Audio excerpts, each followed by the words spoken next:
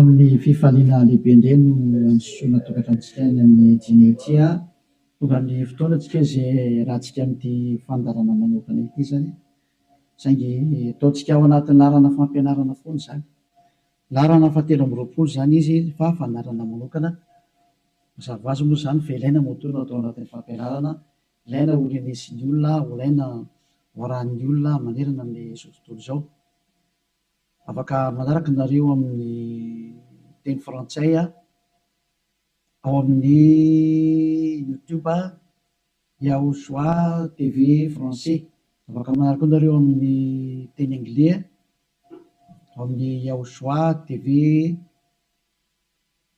Yava Yaoshua TV zay mihitsy rehefa site anglais zay ny chinois zany dia Yava Yaoshua TV chinois reo moa zany ny langue azorana dia malagasy moa zany ao amin'ny Yaoshua TV malagasy afaka mahita ny ino moa zany ny fandarana ianareo rehetransika aloha zany dia arikivavaka metraka amin'ny telo mpiara-tanana Andramay Yava ho voninahitry ny ranomasina iarivavaka atsika saotra betsaka dadamarany amin'izao fotoana izao izay ahafana manazava mampianatra ny olona ny fahamarinana ho voninahitry ny ranomasina ilay andro ny fahamaliana fametrahana ny fahamarinanao fametrahana ny voninahitranao taio izao teny izao dadamala Yayava aroka ho hamarinanao mandrakariva ny teny ho voninahitry ny ranomasina isan'andro zany dia apetraka ho ampiara-tananao ny teny izay ambarako sy rehetra teny hozaraina amin'ny tsirairay avy ho fahafantarana ny olona ny fahamarinana dia ny fahamarinanao saotra betsaka dadamala Yayava ao amin'ny anaranao Yaoshua naovana an'izany teny rehetra izany amen. Fandarana manokana ny fandarantsika androany ataontsika hoe larana fahatelo amby roapolo raha fampianarana indray ny ambassadeur-n'ny Yaoshua Eliano mandroso tokatranontsika eny amin'ny teny ary amaly ny fanontaniantsika rehetra izay apetraka avy hatrany angamba larana telefona eo amin'ny écran mba ahafahany olona mandefa SMS ataontsika SMS ny antony be dia be ilay tapatapaka be dia be ny tapatapaka mety isy koa avy any ampitan-dranomasina dia efa mesazy raha telefona no sahirana be tsika fa SMS tsy maintsy tonga ary tsy maintsy voavaly daholo rehefa SMS zany dia ilazana zatsika fa atao avy SMS ny izy 032 86 663 98 032 86 663 98 zay aotsika rehetra izay manaraka amin'ny radio dia mety tsy mahita n'ilay numéro telefona nareo dia zay naveriko zay 032 86 663 98 ny fantaina mipetraka moa dia hoe ngamo rehefa mivavaka dia mbola mpanota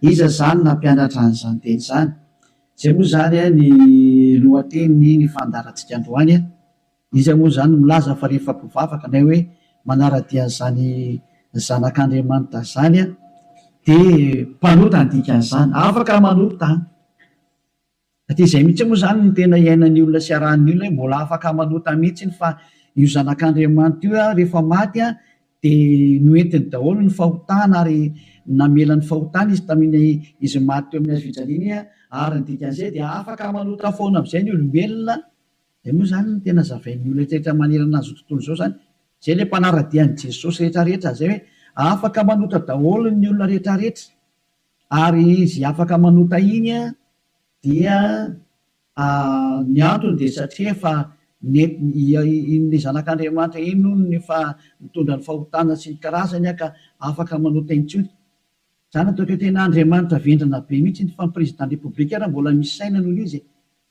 dikan'izany ange zany hoe Andriamanitra maneraka olona anao ratsy ange dikan'izany tena Andriamanitra vendrana be sa mihitsy be ny teny ilay Andriamanitra vendrana be zany ma tsy sady tsy namorona iny tsy nanamboatra iny tsy zanak'Andriamanitra zany iny tsy niantona teo amin'ny fijaliana zany Jesosy io teneniko io Jesosy zany hoe masika be anao tena tonga ny andro andravana zany andravan'izany zany Elia zany zany efa mahitsy be ny teniko andravan'izany mihitsy raha tsy moramora nanaovan'ny olombelona 2 arivo taona na tsipitsipinyny eny amielo zay ny adalanareo izay mbola teo atsipiny amielo any efa tsy tonga saina dia anareo ny anareo fa anjarako ny mampianatra sy miteny hoe aza miditra amin'izany ntsony rehefa ampy zay 2 arivo taona zay fa be loatra zay na tsy mpindrentany amielo zay de tsy teny hoe kitara kosa kitara rotra natongavanao tsisy tara zany normal biara ny fatongavan'ely azy mety be mihitsy ny tena izy mihitsy ny tena izy zay satria maninona miteny an'izany ny filoham-pirenena raha mbola mba manome polisy zandarma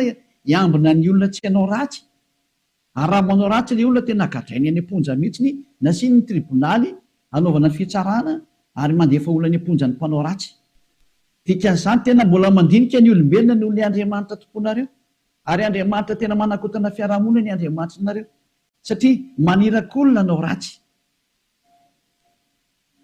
hoe tsy manina fa mahazo manao ratsy ianao fa beba fotsiny rehefa tonga sabotsy lady avy areny indray rehefa avy eo dia beba sabotsy lady mazava be ny teny ely ahy hoe ny filoham-pirenena raha mbola misy saina ary ny prime ministre malagasy raha mbola misy saina raha malagasy no resahana dia ny prime ministre nareo ny tanàna izay misy nareo any raha ny Amerika izany dia ny filoham-pirenenareo mbola misy saina no le jizasinareo na any amin'ny Frantsa dia ny filoham-pirenenareo mbola misy saina no Jésus nareo satria ireny ana mbola mitady ny hevitra ny tsy hampanotanario sazinareo raha vao manao ratsy mbola misy saina noho ny Andriamanitra nonge ho any filoham-pirenena dikan'izao mbola misy fahendrena ny filoham-pirenena sy ny prime ministre sy ministra noho ny Andriamanitra tomponareo adalanareo izay hanompo an'izany zavatra zany mba tonga saina ho melohan'ny mesazinareo moa zany dia ny anana nefako alolo hoe zatra tena mahavariana nge zany sady zany hoe ahoana tokoa moa ianao ve dia Andriamanitra ho no arahanao amin'ny mampamorona anazy zany ianao zany ny dikan'izay raha mpamorona izy mpamorona eo Andriamanitra io dia zany ianao zany ka raha mpamorona zany le Andriamanitra maninona moa izy mamela ny zanany andehanao ratsy raha Andriamanitra zany na ny ankohonany hanao ratsy fa ny tena Andriamanitra dia zao tsy manaiky ny ankohonany hanao ratsy novi tahaka ny ray aman-dreny mananjanaka dia tsy indray aman-dreny mihitsy aniraka ny zanany hoe andana manao ratsy fa mifona fotsiny aminay ialahy rehefa avy eo ohatran' izany angely sary dana mangalatra ialahy dia rehefa azo lahy daholo zatra rehetra dia veny aty amin'izay mifona efa nazo aloha lahy zay dia avelako rehefa avy eo indray iverena indray rehefa rapitso indray jangatsanga indray anao rapitso dia mifona fotsiny indray rehefa avy eo ohatran'izany ange ty sary ty tsy mba Andriamanitra zany aminahy fa devolo manao an'izany hevitra zany tsy mba misy Andriamanitra ny teny an'izany zao ny tenin'ilay Andriamanitra marina fa zany moa fampidirana taony ary teny entina tonga sainanareo hoe tsy izy mihitsy ny ty Andriamanitra ny tomponareo hatramin'izay ty fa mpiara-miasa amin'ny devoly zay moa le fampianarana tary amin'ny numéro 18 sy 19 zay mpiara-miasa amin'ny devoly io ny antony dia zao ilay tena Andriamanitra dia namoaka an'izao fanambarana zao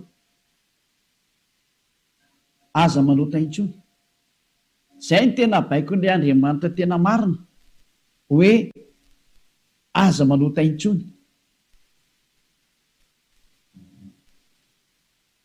ka raha izay Andriamanitra tena marina zay ny namoaka an'izay baiko zay aza manota intsony zay ahoana moa zany ianao ny lasa mbola misy miteny hoe mahazo manota kambo fa netin'ilay zanak'Andriamanitra ny fahotanao dia afaka manota anao fa mibebaka fotsiny rehefa avy eo tena zany rehefa tehan'ny feon-demony ny teny izy ohatsy rehefa tsika ny histoiran'ilay vehivavy janga ilay vehivavy janga anie dia zao rehefa nijangatsanga izy dia tratran'ny olona dia nomelohan'ny olona ary nandeha hovonoana rehefa nentina teo amin'ny Jehosoa dia hoy Jehosoa hoe zay tsy nanota taminareo naoka hitorabato azy voalohany zany ny tenin'ilay zanak'Andriamanitra tena marina zay kanjo moa zany hiala daholo ny olona tsisy afaka nitorabato satria samy mpanota daholo dia izy amin'izay Jehosoa mantsy an'ilay olona hoe raha vehivavy eo nakaiza daholo ilay olona naiky hamonanao teo dia tsisy eo intsony tompoko tsy nisy nanameloko anao va dia tsisy ozy izy dia hoy Jehosoa hoe za koa tsy manameloko anao tsony teo zany le fanadiovana teo za tsy manameloko anao tsony zany hoe nodiovina ilay vehivavy nomboka teo hoe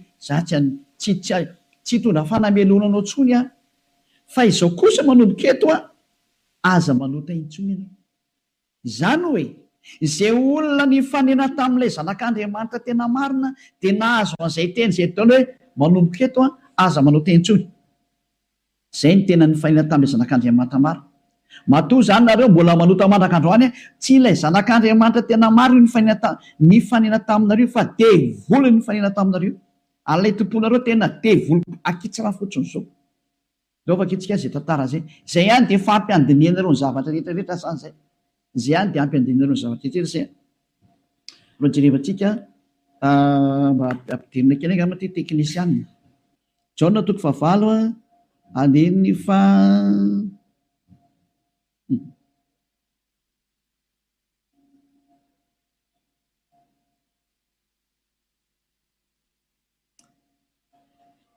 Jaona 9 andiny fa 7 ary raha nandre zany izy dia nivoaka tsiray hatramin'ny zokonjokony ka hatrany amin'ny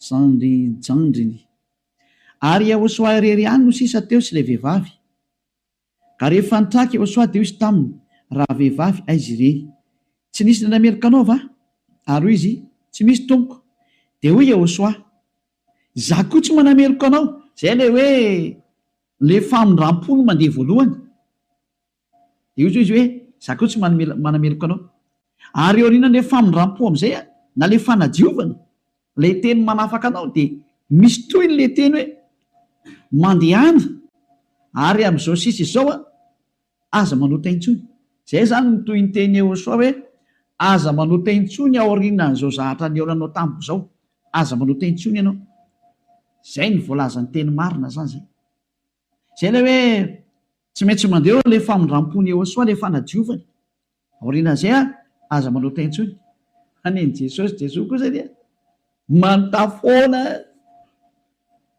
fa rehefa avy eo mifona indray dia manontà ihany dia mifona jerevantsika deo aloha zay melona tongavan'ny SMS nareo amin'ny fanontanianareo hoe nga moa mbola mahazo manota rehefa tafaraka amin'io Andriamanitra marina io valy teny ny devoly miteny hoe mahazo manota fa le Andriamanitra marina miteny hoe tsy mahazo manota intsony dia dinio zay miaraka aminao zany manoko izy le miaraka aminao eny izy zay natsika aloha hitodika indray tsika any amin'ny teny manaraka indray ndray tsika aloha hijery indray tsika aloha Jaona 5 Jaona 5:14 rehefa afaka izany dia hitany Ahosoa teo an-kianjan'ny tempoly raha lehilahy dia hoy izy taminy ino efa sitrany ianao aza manota intsony fa ndraho anjoanao zay ratsy nohony teo teny faharoa navoaka ilay tena zanak'Andriamanitra tena marina zay hoe mba tsy anjoanao ny ratsy nohony teo dia aza manota intsony ianao zany hoe zay olona ny fanena tamin'io Andriamanitra marina io zany lay zanaky ny avo indrindra le tena izy dia ny tenenany hoe aza manota intsony fa ndraho anjoanao ny ratsy nohony teo aza manota intsony fa ndraho anjoanao ny ratsy nohony teo zao ny voalazana soratra masina ato hoe aza manota intsony fa ndraho anjoanao zay ratsy nohony teo izany hoe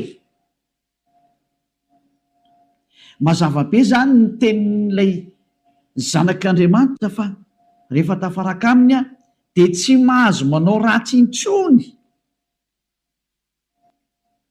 zay zany le tena tafaraka amin'io zanak'Andriamanitra io tsy manao ratsy intsony dao tsika aloha itsa teny manaraka indray tsika aloha roa zany zay ny ahitantsika hoe tena tsy mahazo manao ratsy hoe tafaraka amin'io Andriamanitra io zany vakentsika indray ny Jaona voalohany dao ndraiky itsika mbola hijery teny hoe ahoana marina ny teny io zanak'Andriamanitra io hoe mety ve le manota zany andao hidirantsika indray amin'ilay Jaona voalohany 1 ato indray tsika fa ity ny fefenan'izy menakavy ao amin'ny 9 ato daholo Jesosy no miafina ty ny fefenan' Jesosy ty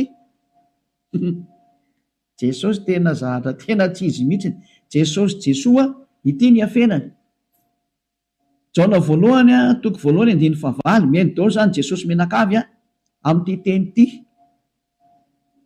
raha hoy isika tsy manana ota isika dia mamita tena ary ny marina tsy ato anatintsika zay zany aloha zany ny teny voalohany zay hoe raha tsy manana ota ny ontsika dia mamita tena ary ny marina tsy ao anatintsika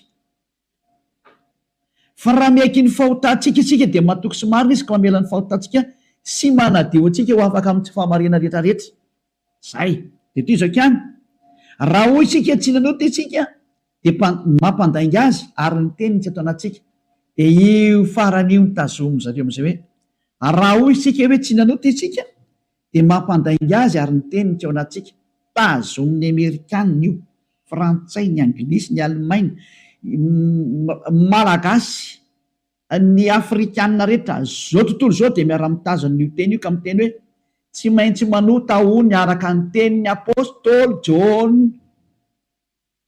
Ary raha ohatra ny sanatrehan'izany apôstôly Jona tokoa nampianatra an'izany, efa any amin'ny elo Jona amin'izao tsika miteny zao ary mitony kitoza araka ny teninareo.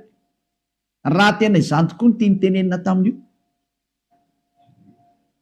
Raha i Jona no nitarika ny olona hanohitra ny tenin'ny Yehosoa, ilay zanak'Andriamanitra tena marina, ka ny teny zany Jona zany nanohitra ny tenin'ny Yehosoa le hoe aza manota intsony fa andrao anjoanao ny ratsy noho teo. Ka i Jona indray no niteny hoe mahazo manota ka mo fa ratsy mpanota dia mampandainga an'Andriamanitra nareo. Dia miteny aminareo fa efa any amin'ny elo Jona amin'izao tsika teny izao. Ary mahitsy be ny tenin'ny Eliafa tsy sangina mihitsy izany teny izany. Any amin'ny elo Jona na hoe eo anaminy.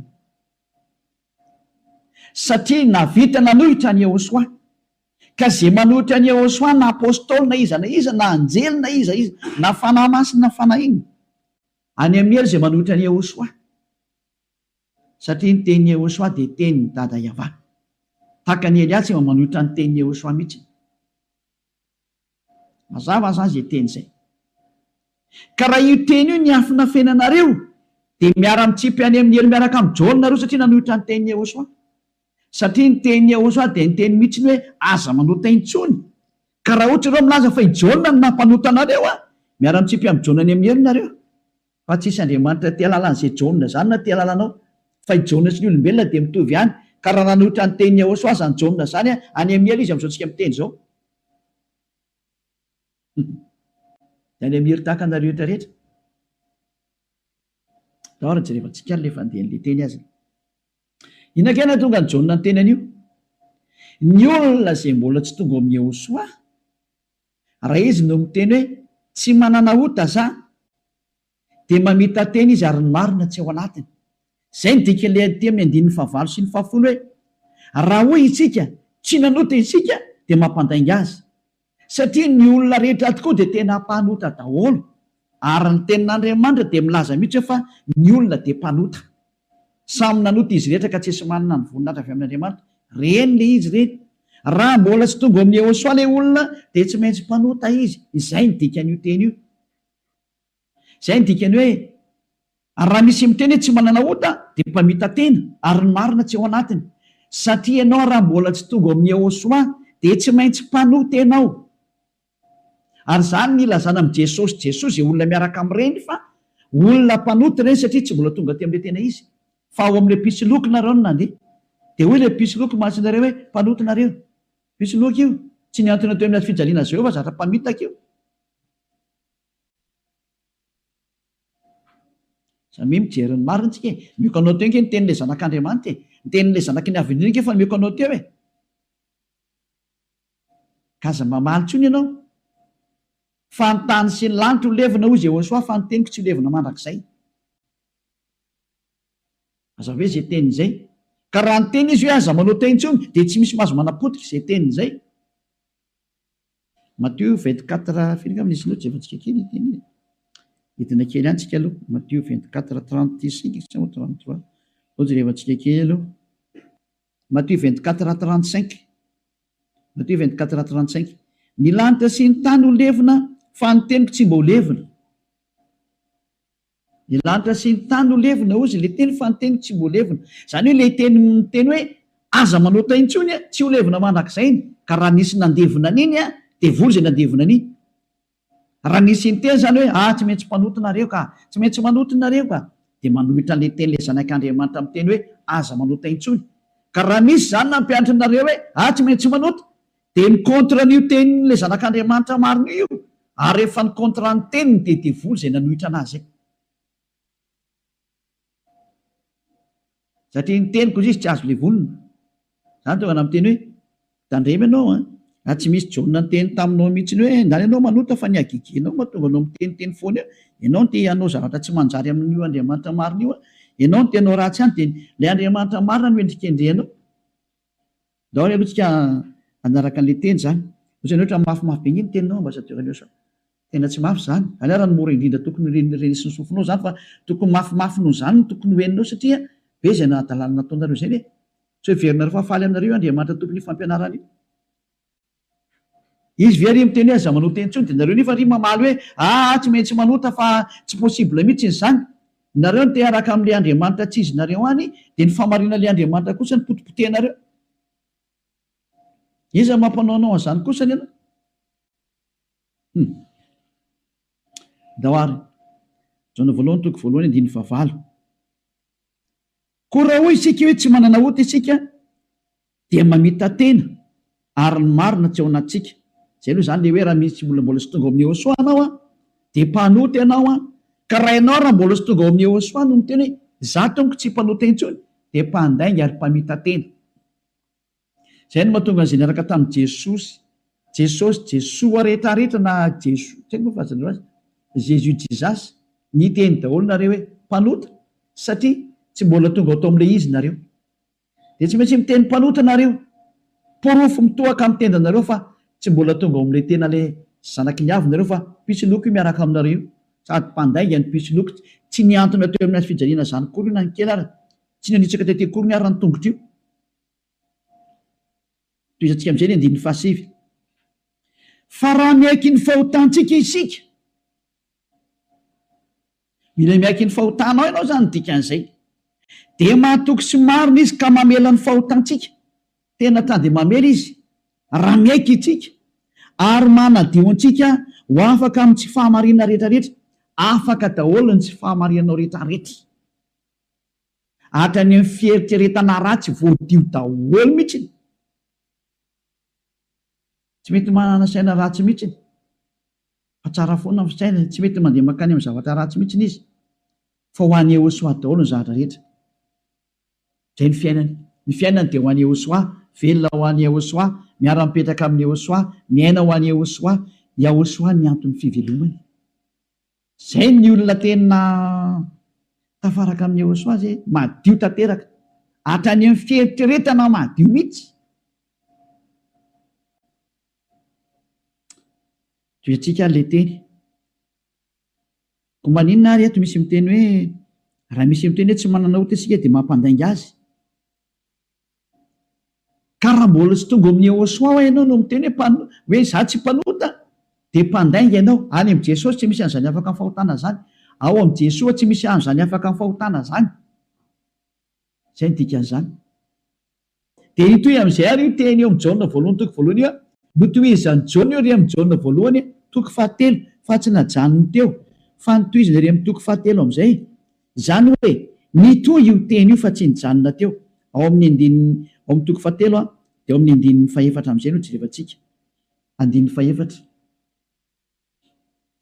Jaona voalohany toko fahatelo andininy fahefatra izay rehetra manota no mandika ny lalàna fa ny ota ny fandikana lalàna zany hoe ny olona zany rehefa nandika an'izay teny Ehosoa zay aza manota intsony ka ianao milaza fa mpanota de efa nanota ianao zany dikan'izay aloha fa fanaporofona rehefa nandika ny teny Ehosoa ianao de efa mpanota ianao zay mahatonga ny vavany tsy afaka amin'ny fahotana andininy fadimy fantatrareo anefany fa izy no naseho anaisitra ny ota io ara le teny nanaisitra ny ota ary izy ary tsy mba misy ota mihitsy ao aminy zany hoe rehefa ny olona zany ny tonga ao aminy de tsy misy ota mihitsy ny ao aminy de toy izy amin'izay ary ny andininy fahenina izay rehetra mitoetra ao aminy ara dia tsy manota nizaniza zany tafaraka amin'ny Ehosoa de tsy manota intsony zay ny tena ny tenen'ny Jaona zay ary taorina ny fananarany tarikatra amin'ny Jaona voalohany toko voalohany andininy fahavalo de nitsindriny amin'izay ny teniny fa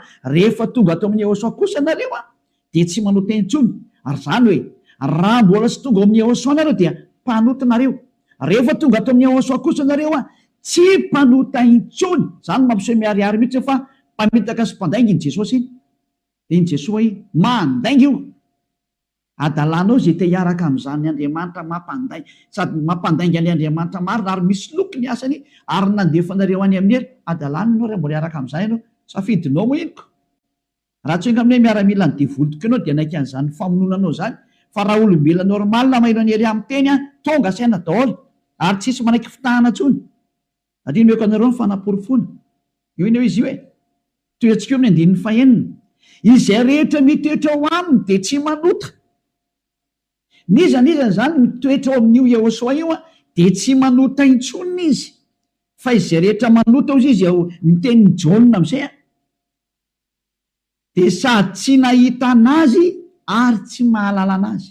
Tsy netan'io zanak'Andriamanitra maro io nareo midika zany fa i Jesosy de tsy zanak'Andriamanitra, Jesoa de tsy zanak'Andriamanitra marina, tsy izy io. Pisoloky ary mpamitaka satria nampanota anareo foana hatramin'izay. 2 taona reo mipetraka ato anatin'ny fahotana, tsy afaka anareo zany midika an'izay.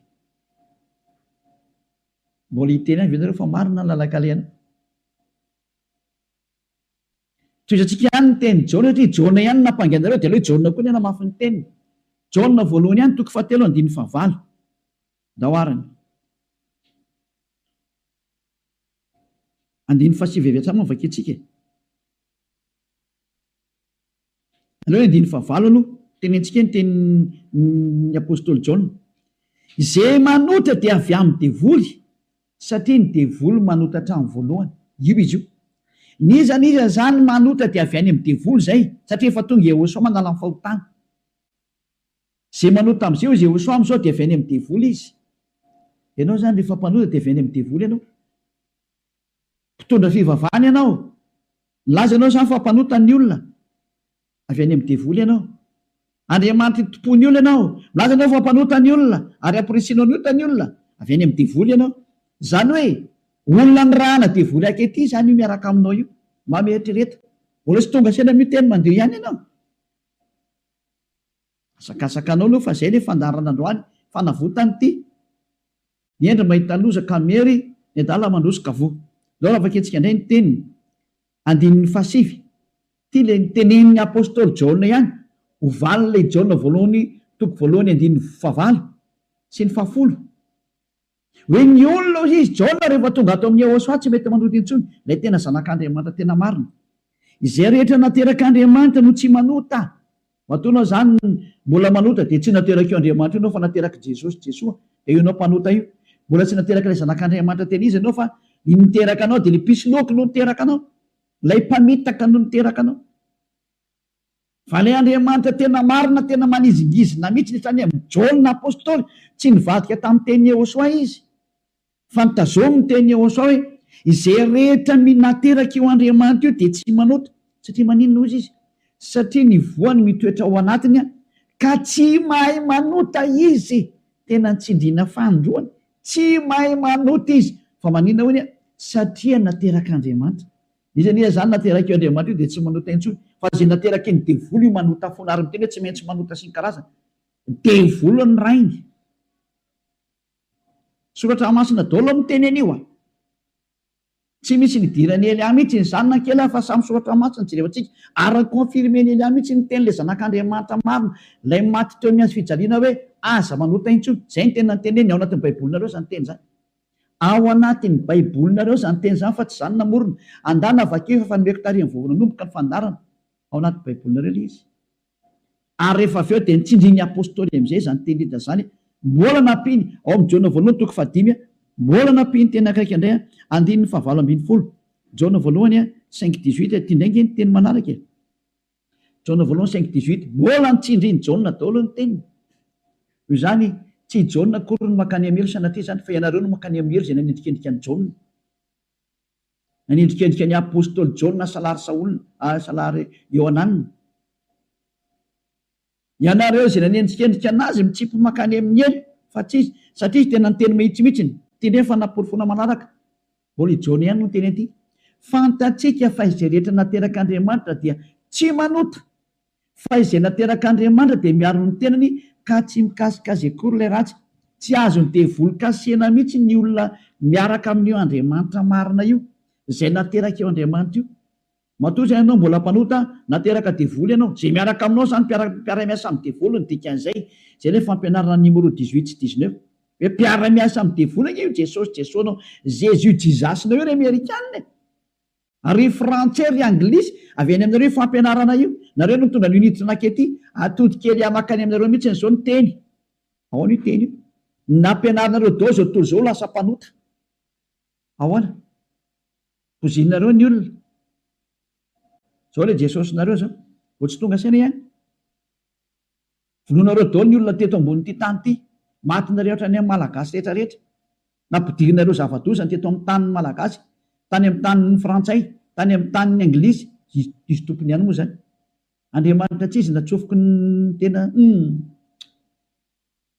ampalahelo be le sary misy velatsika any zany rehetra zany, fa ny eny ao mahita lozaka meny adala mandrosika voe toy atsika amin'izay ny teny ary tia ny entiko amaranana anazy de afaka miditra daholo amin'izay tsika amin'ny mesazy satria efa 37 minutes izay ny resako de afaka miditra daholo amin'izay nareo araka ny bokyny esy Hebreo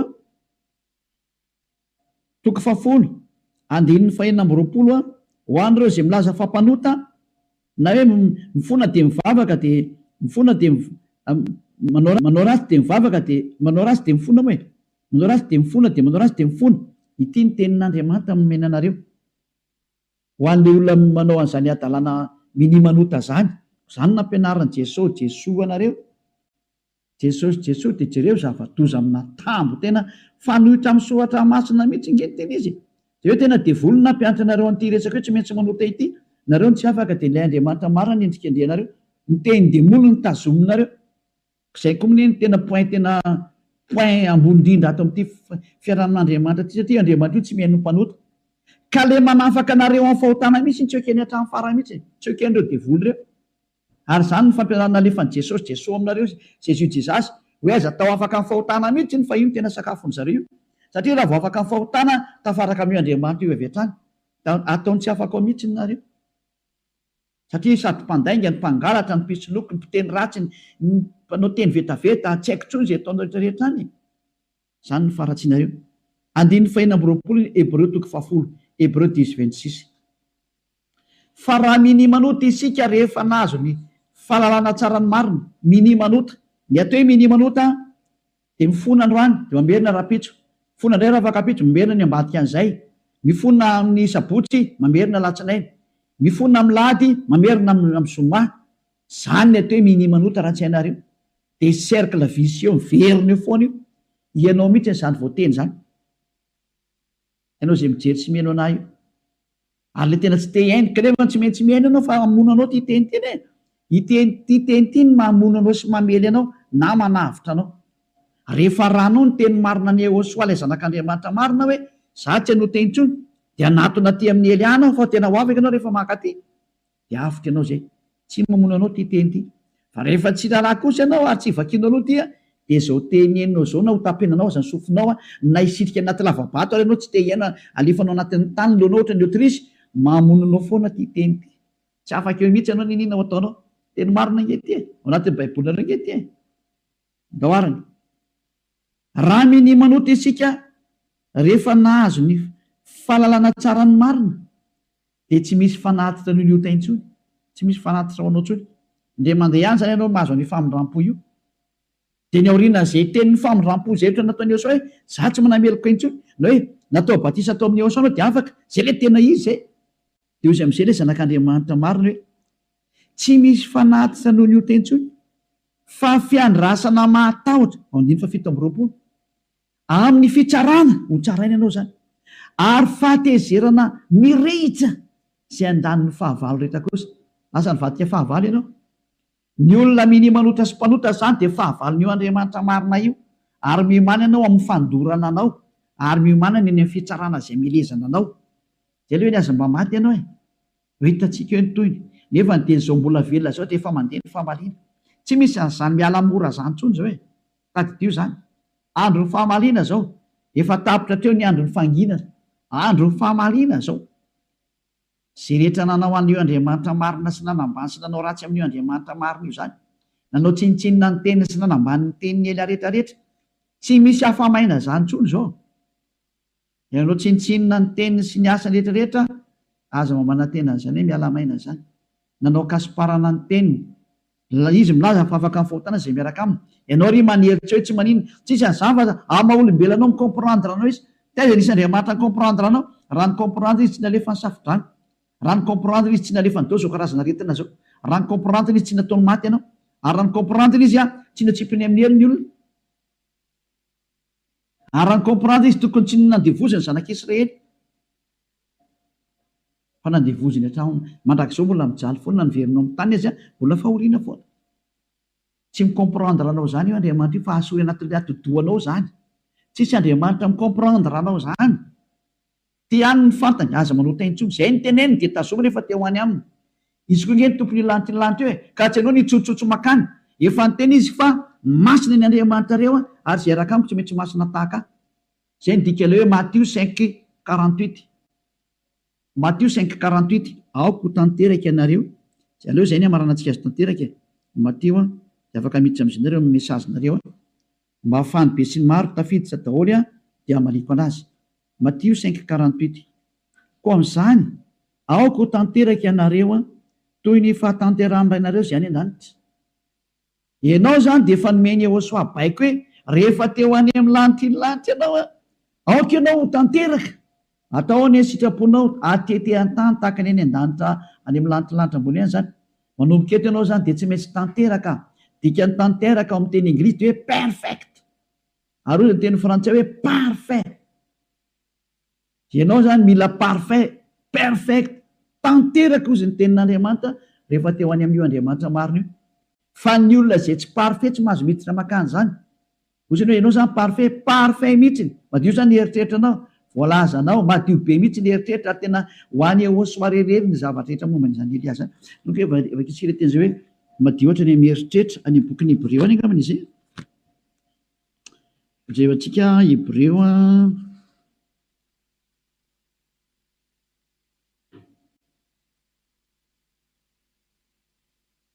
tsy le mainka fanirany Yehosoa zay manady.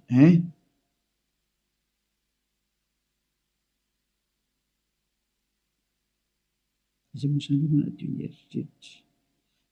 Vakitsika manomboka amin'ny andiny faha 1:20 zany dia hatrary amin'ny andiny faha firy zany ty? 4:20. 16:17. Aloha vakitsika manomboka amin'ny andiny faha 11. Hébreu 9. Dia manomboka andiny faha 1:20. Fa Yehosoa kosa Hébreu 9 manomboka amin'ny 11 ka hatramin'ny 17 eo na 18 angamba vakitsika eo daholo.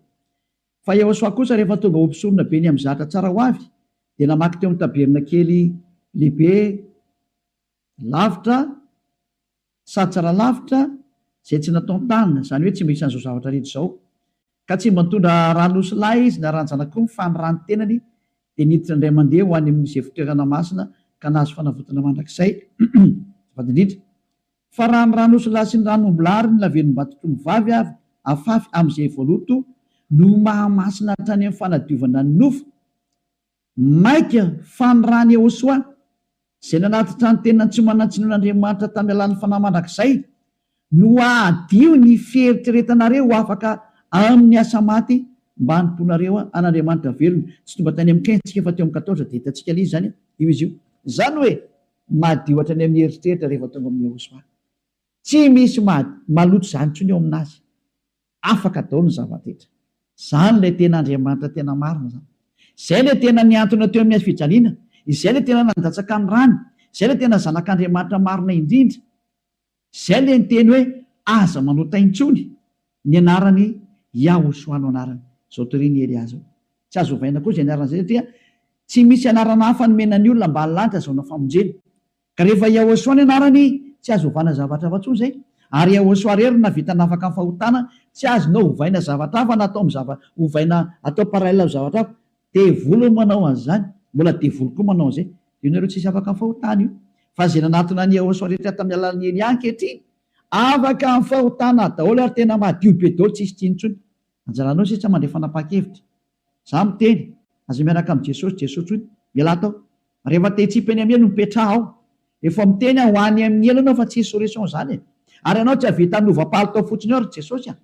Tsy misy Jesosy afaka milova-palitao zany fa 2 taona ianao namono olona zay.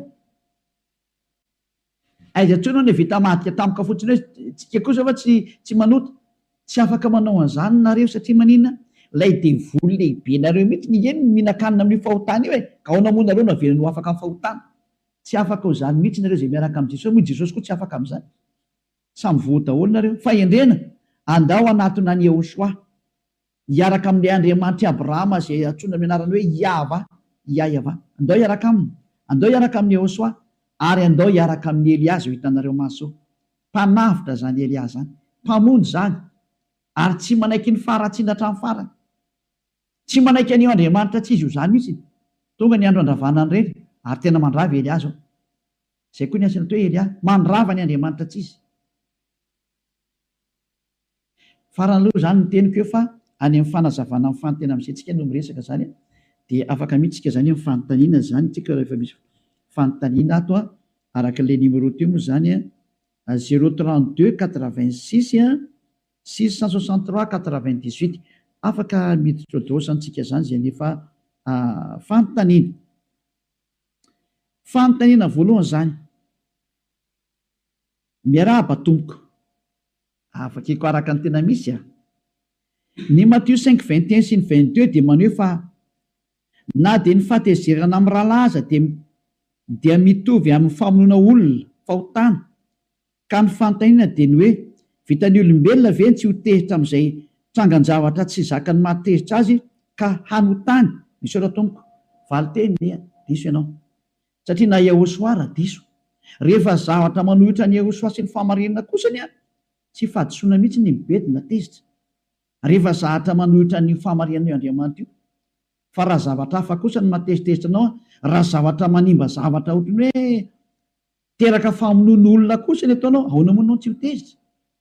Fa ny dikan'io Matthieu 5 io nge fa lasa opa le izy, samy hafa ny opa sy ny fahatezerana amin'ny teny tsy mitovy zany. Doka hoe vakitsika io Matthieu 5:22 nyteneninao io, Matthieu 5:22, Matthieu 5:22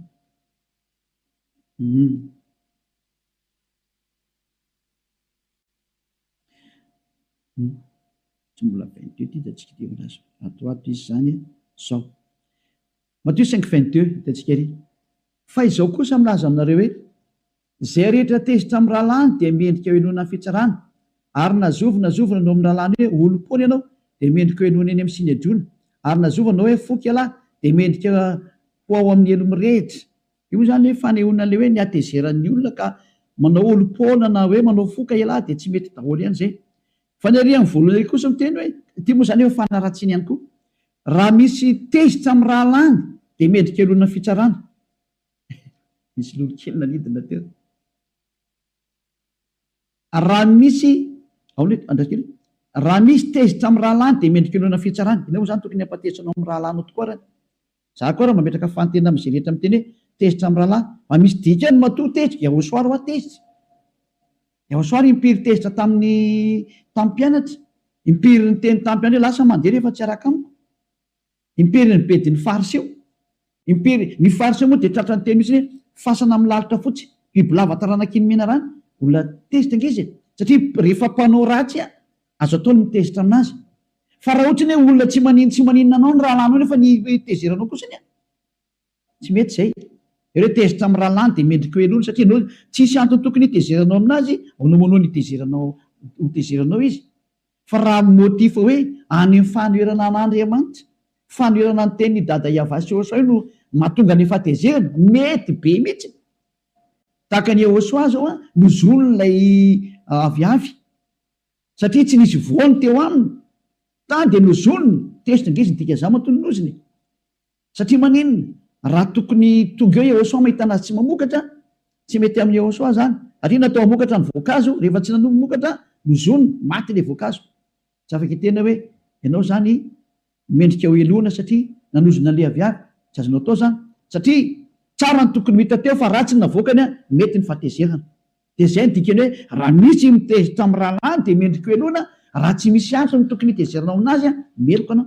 Fa raha ohatra ka misy antony tsara hitezerinao aminazy azo atao zany. Zay natonga ny apôstôly teny hoe tezera fa aza manota, tandremo zany mankany amin'ny fahotana ilay fahatezeranao. Fa azo atao tsara no mitezitra, fa mipetraka tsara hoe nanao ny tsy mety olona ty dia azo atao no mitezitra, fa tsy hoe tezitezitra fa tany amin'ny olona any ianao. Mazaka ama zay fanazavana zay. Raha misy tsy mazava dia mbola afaka mametraka fanontaniana nareo fa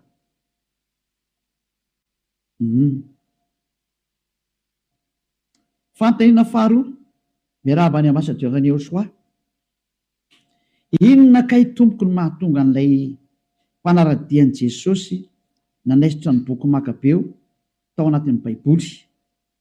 Satria ao mantsy misy manazavatra le Antiochus Epiphanina mifanojo amin'ny fankalazain'ny mpanaradian'i Jesosy ny naterahany. Dia ao amin'ny baiboly koa milaza fa rainy sampy rehetra io, dikan'izay Jesosy ve zany no sefon'ny alahy sy Jehova? Tsy Jesosy ny sefon'ny alahy sy Jehova, sady efa miko valiny ianao, fa Jesosy dia iraka na devoly hanapotika fotsiny ny fivavahana amin'ny alalan'ny Andriamanitra Abrahama.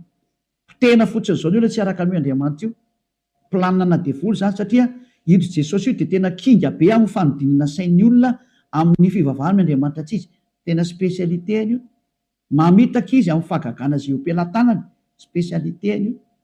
Dia io hitanareo famitahana be ataony io, mody anaovany fahagagana kely dia mody sotominy ny anarana fotsiny ngeny no vainy dia tandena anaraka anazy daholo ny olona.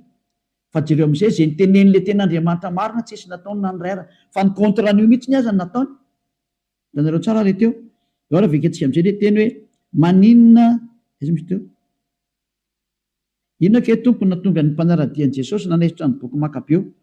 Ny boky Makabeo indray ao anatin'ny baiboly katolika ka manaradian'i Jesosy koa nefa ireo satria Jesosy ihany Jesoa.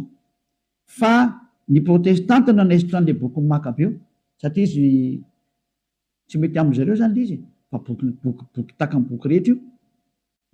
Ao ny tantaran'ny Antiochus IV Epiphanina, izay midika fa ny 25 Desambra dia andro naterahany Antiochus IV Epiphanina izay ankalazain'io rangahy io foana isaky ny 25 du mois. Tamin'izany fotoana zany mifanindry tsara amin'ny Desambra ilay izy. Dia misy ny aladin'ny Epifania rehefa avy eo, efa tapitra ny taom-baovao dia misy ny aladin'ny Epifania. Ianaran'ilay rangahy Antiochus IV Epiphanina. Nanareo amin'izany zatra mahavariana ilay izy. Hitondrantsika amin'ny fantena fahatelo miarabanao. Rehefa mino fotsiny fa Jesosy ilay zanak'Andriamanitra dia ampy izay, satria na iza anarana iantsonina azy dia mety foana fa ny finoana hoe zanak'Andriamanitra dia izay ny zava-dehibe.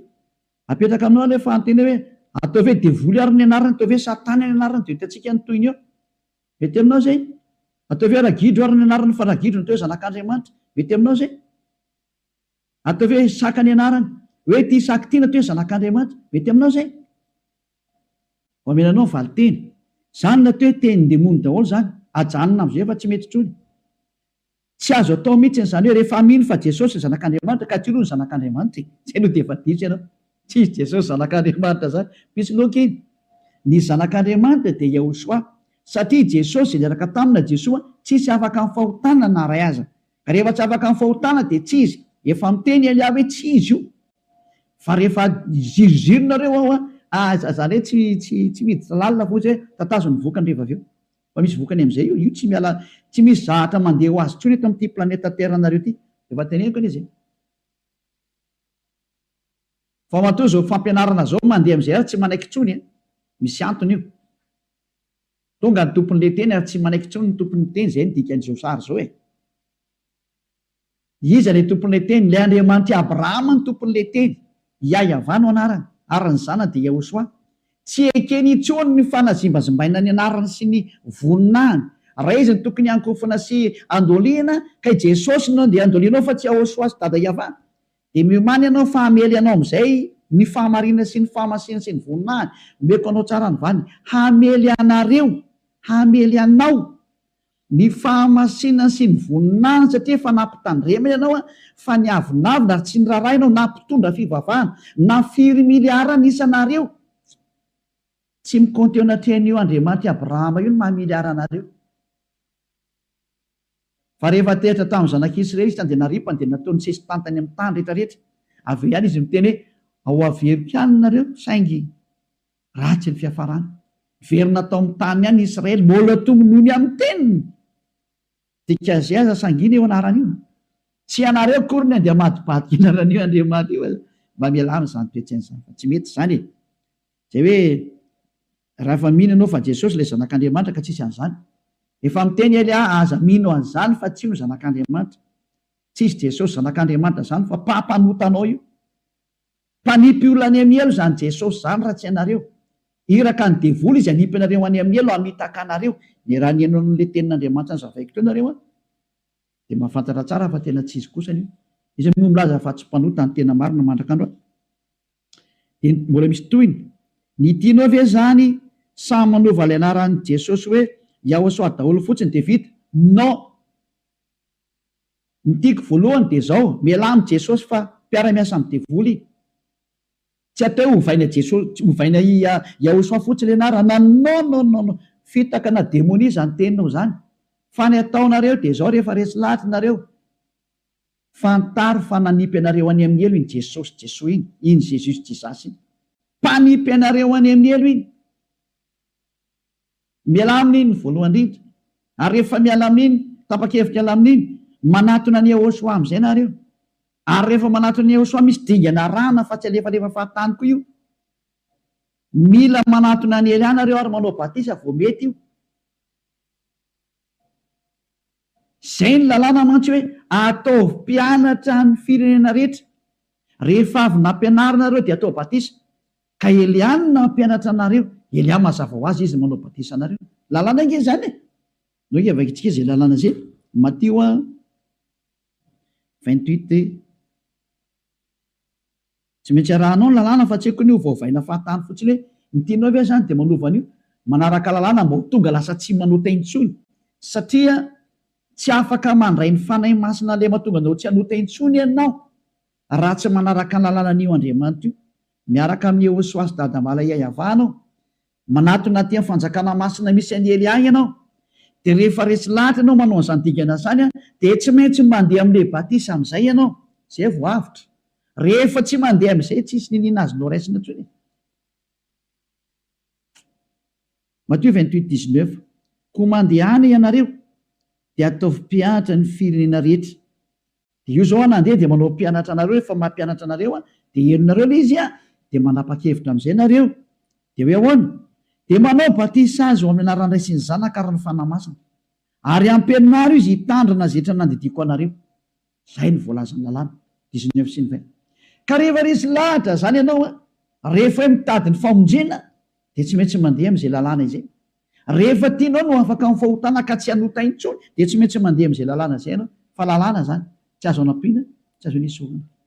Mazava angamin'izay ho any teninao lay lay numéro 3 teo. Numéro 4. Ianao milaza fa tsy azo ovaina ny teny nefa ianao ary manova fa Kristy no misohatra ao dia ovainao. Dia aza mitsara mba tsy ho tsaraina.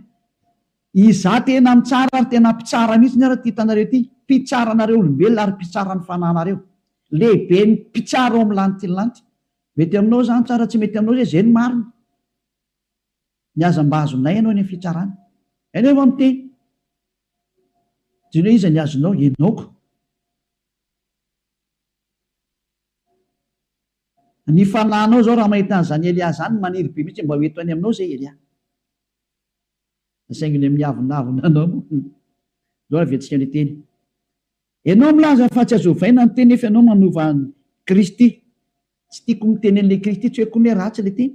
Fa efa naratsianareo ilay izy. Ny dikan'ilay Kristy lasa niraikitra tamin'ny anarana hoe Jesosy nefa ratsy lasa Jesosy Kristy. Dia simba daholo ilay anarana no nanaovanareo anazy. Dia aleon'ny Elia ny safidy ilay tena teny gasy hoe Yahosoa ilay voahositra. Tsy azonareo lotoina moa iny satria tena ny Yahosoa sy ny malagasy iny. Ity ny teny tena famonjena ao amin'ny malagasy. Yahosoa ilay voahositra. Yahosoa non propre tsy azo ovana. Fa ilay voahositra kosa natokany Elia ho anazy. Yahosoa ilay voahositra. Izy ilay voahositra Andriamanitra ho tonga amin'izao tontolo izao hamonjy azy. Ka tsy tiako miantso an'ilay Kristy satria efa naratsianareo loatra tao niaraka tamin'ilay Jesosy izy ka tsy mety aminay. Fa aleonay miantso an'ilay malagasy pura mihitsy ny hoe Yahosoa ilay voahositra. Na hoe Yahosoa le élu raha ny amin'ny français. Na hoe Yahosoa le chosen raha ho any anglais. Fa le Kristy mantsy efa lasa grika moa le Jesosy grika. Jesosy Kristy anarana grika be daholo zany dia tsy tenay miaraka amin'izy intsony. Elia no nifidy hoe ity antsoina fa aza miaraka amin'iny anareo efa noton'ny olona loatra iny. Simba loatra ilay anarana any. Dia ataovy amin'izay hoe Yahosoa ilay voahositra. ka lay kristy korony tsy anarana nom propre fa diso ianao fa ny anarana nom propre de Yahoshua ary ny dikany kristy a de zay nyteneko teo zay hoe amin'ny teny gasy izy hoe voaositra, amin'ny teny anglizy a trozona, ary amin'ny teny frantsay izy hoe élu. Ka hoe lay Yahoshua zay voaositra moko ny tena dikany io de zay na tonga ny olona nanao hoe Yahoshua élu raha amin'ny français, Yahoshua trozona raha amin'ny anglais, araka zay tiany olona miatrana azy any fa adjectif le Krista fa tsy anarana nom propre ka janao mieritreritra fa tsy anarana nom propre koa zany Krista zany. Io zany tsy nanova mihitsy ny Elia fa nametraka ny tena izy hoe Yahoshua lay voaositra, zay ny tena anarana zay. Ary io nge teny hébreu fa tsy teny grika zany, mbola diso koa ianao. Zany Krista zany ange teny grika zany fa tsy teny hébreu e. Fa raha ohatra ka teny ianao ny teny hébreu de Masia eny eo e, Yahoshua Masia. Fa saingy tsika malagasy de zay atao amin'ny teny gasy izy hoe lay voaositra. Zay. Reka mba hidina kely le trano fa tena rivotra be fofa de lasa mampididrivotra be le izy. Ingatsika be zany. Fantahina fahadimy mazava tsara amin'izay. Ady hoe aza amin'ny tsara mba tsy ho tsaraina. Ay. Korintana voalohany toko fahenina andiny voalohany. Lovaka itsika zay ten'Andriamanitra zay, mbola diso mihitsy ny ianao. Ka za koa ny asako mpitsara e. Tsy mpitsara ho anosy akory a. Mpitsaranao rehefa maty ianao de mpitsaranao zay hitanao zao. Mpitsara ny fanahinao zao hitanao zao. Teny lehibe ny mpitsara ny fanahinao zay hitanareo zao. Raha mba nafantatra an'izao nareo de tena lalàna tokony nataonareo fa saingy sady tsy nampahafantarinareo moa sady tsy hainareo koa le izy de fa ny aza mamaty fotsiny. Fanena aminay ianao. Korintiana voalohany toko fahenina andininy voalohany ka hatramin'ny faharoa. Korintiana voalohany toko fahenina andininy voalohany ka hatramin'ny faharoa. Misy aminareo vara manana ady amin'ny namany sa andeha ho tsarain'ny olona tsy marina fa tsy eo anatrehan'ny olona masina? Sa tsy fantatrareo ve fa ny olona masina dia hitsara n'izao tontolo izao? Mazava be iteny ny olona masina, izany hoe ny olona tsy mpanota intsony dia mana fahefany hitsara n'izao tontolo izao, ka diso ilay teninao aza mitsara mba tsy ho tsaraina. Ianareo mpanota tsy mahazo mitsara. Izay ny dikan'iny teny Yahoshua iny hoe aza mitsara mba tsy ho tsaraina. Ny mpanota dia ho tsaraina mihitsy izy ka aza mitsaratsara ianao tsy nomenao aza ratsy. Fa Yahoshua tena afaka mitsara satria Elia, Yahoshua tsy mpanao ratsy, Elia tsy mpanao ratsy, mahazo mitsara mihitsy ny Elia. Alazaiko anao fa lehibe ny mpitsara izy. Eza mamato hay. Raha ny teny reny matany am-pasana tany hoe tena marina ny teny io rangahy io, tonga saina ianao. Izy tsy afaka miteny. Sa tsy fantatrareo fa ny olo-masina dia hitsara n'izao tontolo izao. Ka raha hitsara n'izao tontolo izao azy nareo, moa tsy mendrika hitsara izay zavatra madinika indrindra va ianareo? Andininy fahatelo, tsy fantatrareo ve fa hitsara anjely azy sika? Mainka fa izay zavatra momba izao fiainana izao. Ny andininy fahatelo, ny anjely aza mbola tsaraina, ary fantaro fa lehibe ny anjely ty hitanao ty. Mbola lehibe lavitra zany Elia zany ny anjely. Ny anjely aza manaraka amin'ny baiko ny Elia, ataoko tsy teno mihitsy ny le teniko zany hoe tsy te ianao zany tsony aza mihaino fa ngako za miraharaha. Tsisa namatam-bazana anao mihitsy ny zay teo any amin'ny lanitra mihaino ny Elia. Rehefa tsy haina ianao tsisy problème mihitsy ny aza mamaty fotsiny. Zay tena hoe fa raha mba fantatrao zay nanjohan'ny maty rehetrarehetra tany, zany no mahatonga ny mena hoe matony le olona dia nahitany ra Jesosy ny mitandrema didi folo aloha vao ny ampafolo kare rediredina tena rediredina mpanota marina le izy.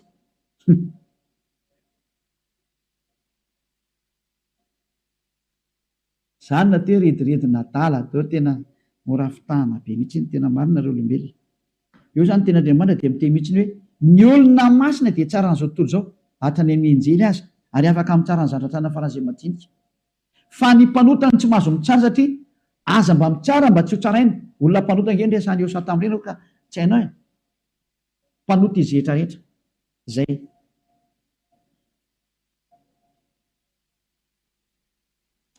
numéro 5 ndray ny vaketsika zany zay le numéro 4 zay a rehefa tsy afapo amin'ny valiteny mahazo mandefa mesazy fa tsika nety foana na hatramin'ny firy zany afaka matoritera ohatra ka tiatority fa tsy vitsy zany ozy hoany mba mateny ho any sasany zany izy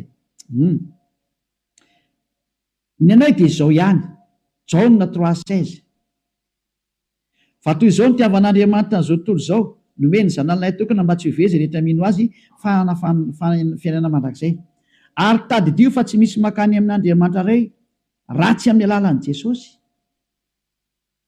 raha tsy any amin'ny alalan'ilay mpampanota zany dia tsy makany amin'ny lantilanty ianao dia meko anao mihitsy ny valiteny fa raha Jesosy mihitsy mitsipy ny amely voalohany ary tonga ny andro hitsarana anazy Eliaty tonga ty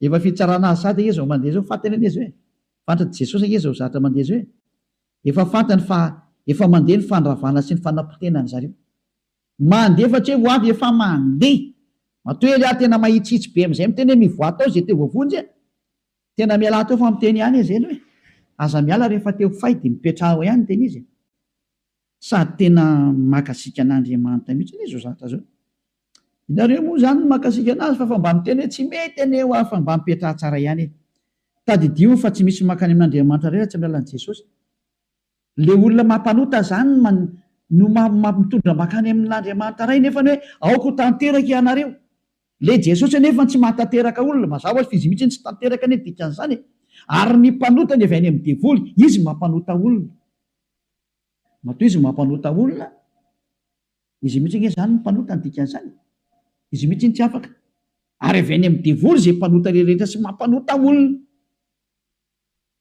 satria matoa ataony manota ny olona izy mihitsy tsy afaka amin'ny fahotana ny dikan'izany ary ny devoly ny mpanota ny dikan'izay dia ary raha miasa amin'ny devoly anie hoe Jesosy no avy any amin'ny devoly io namany zareo mihitsy ny ara ny raha namonanao ahoana moa lazainao fa izy no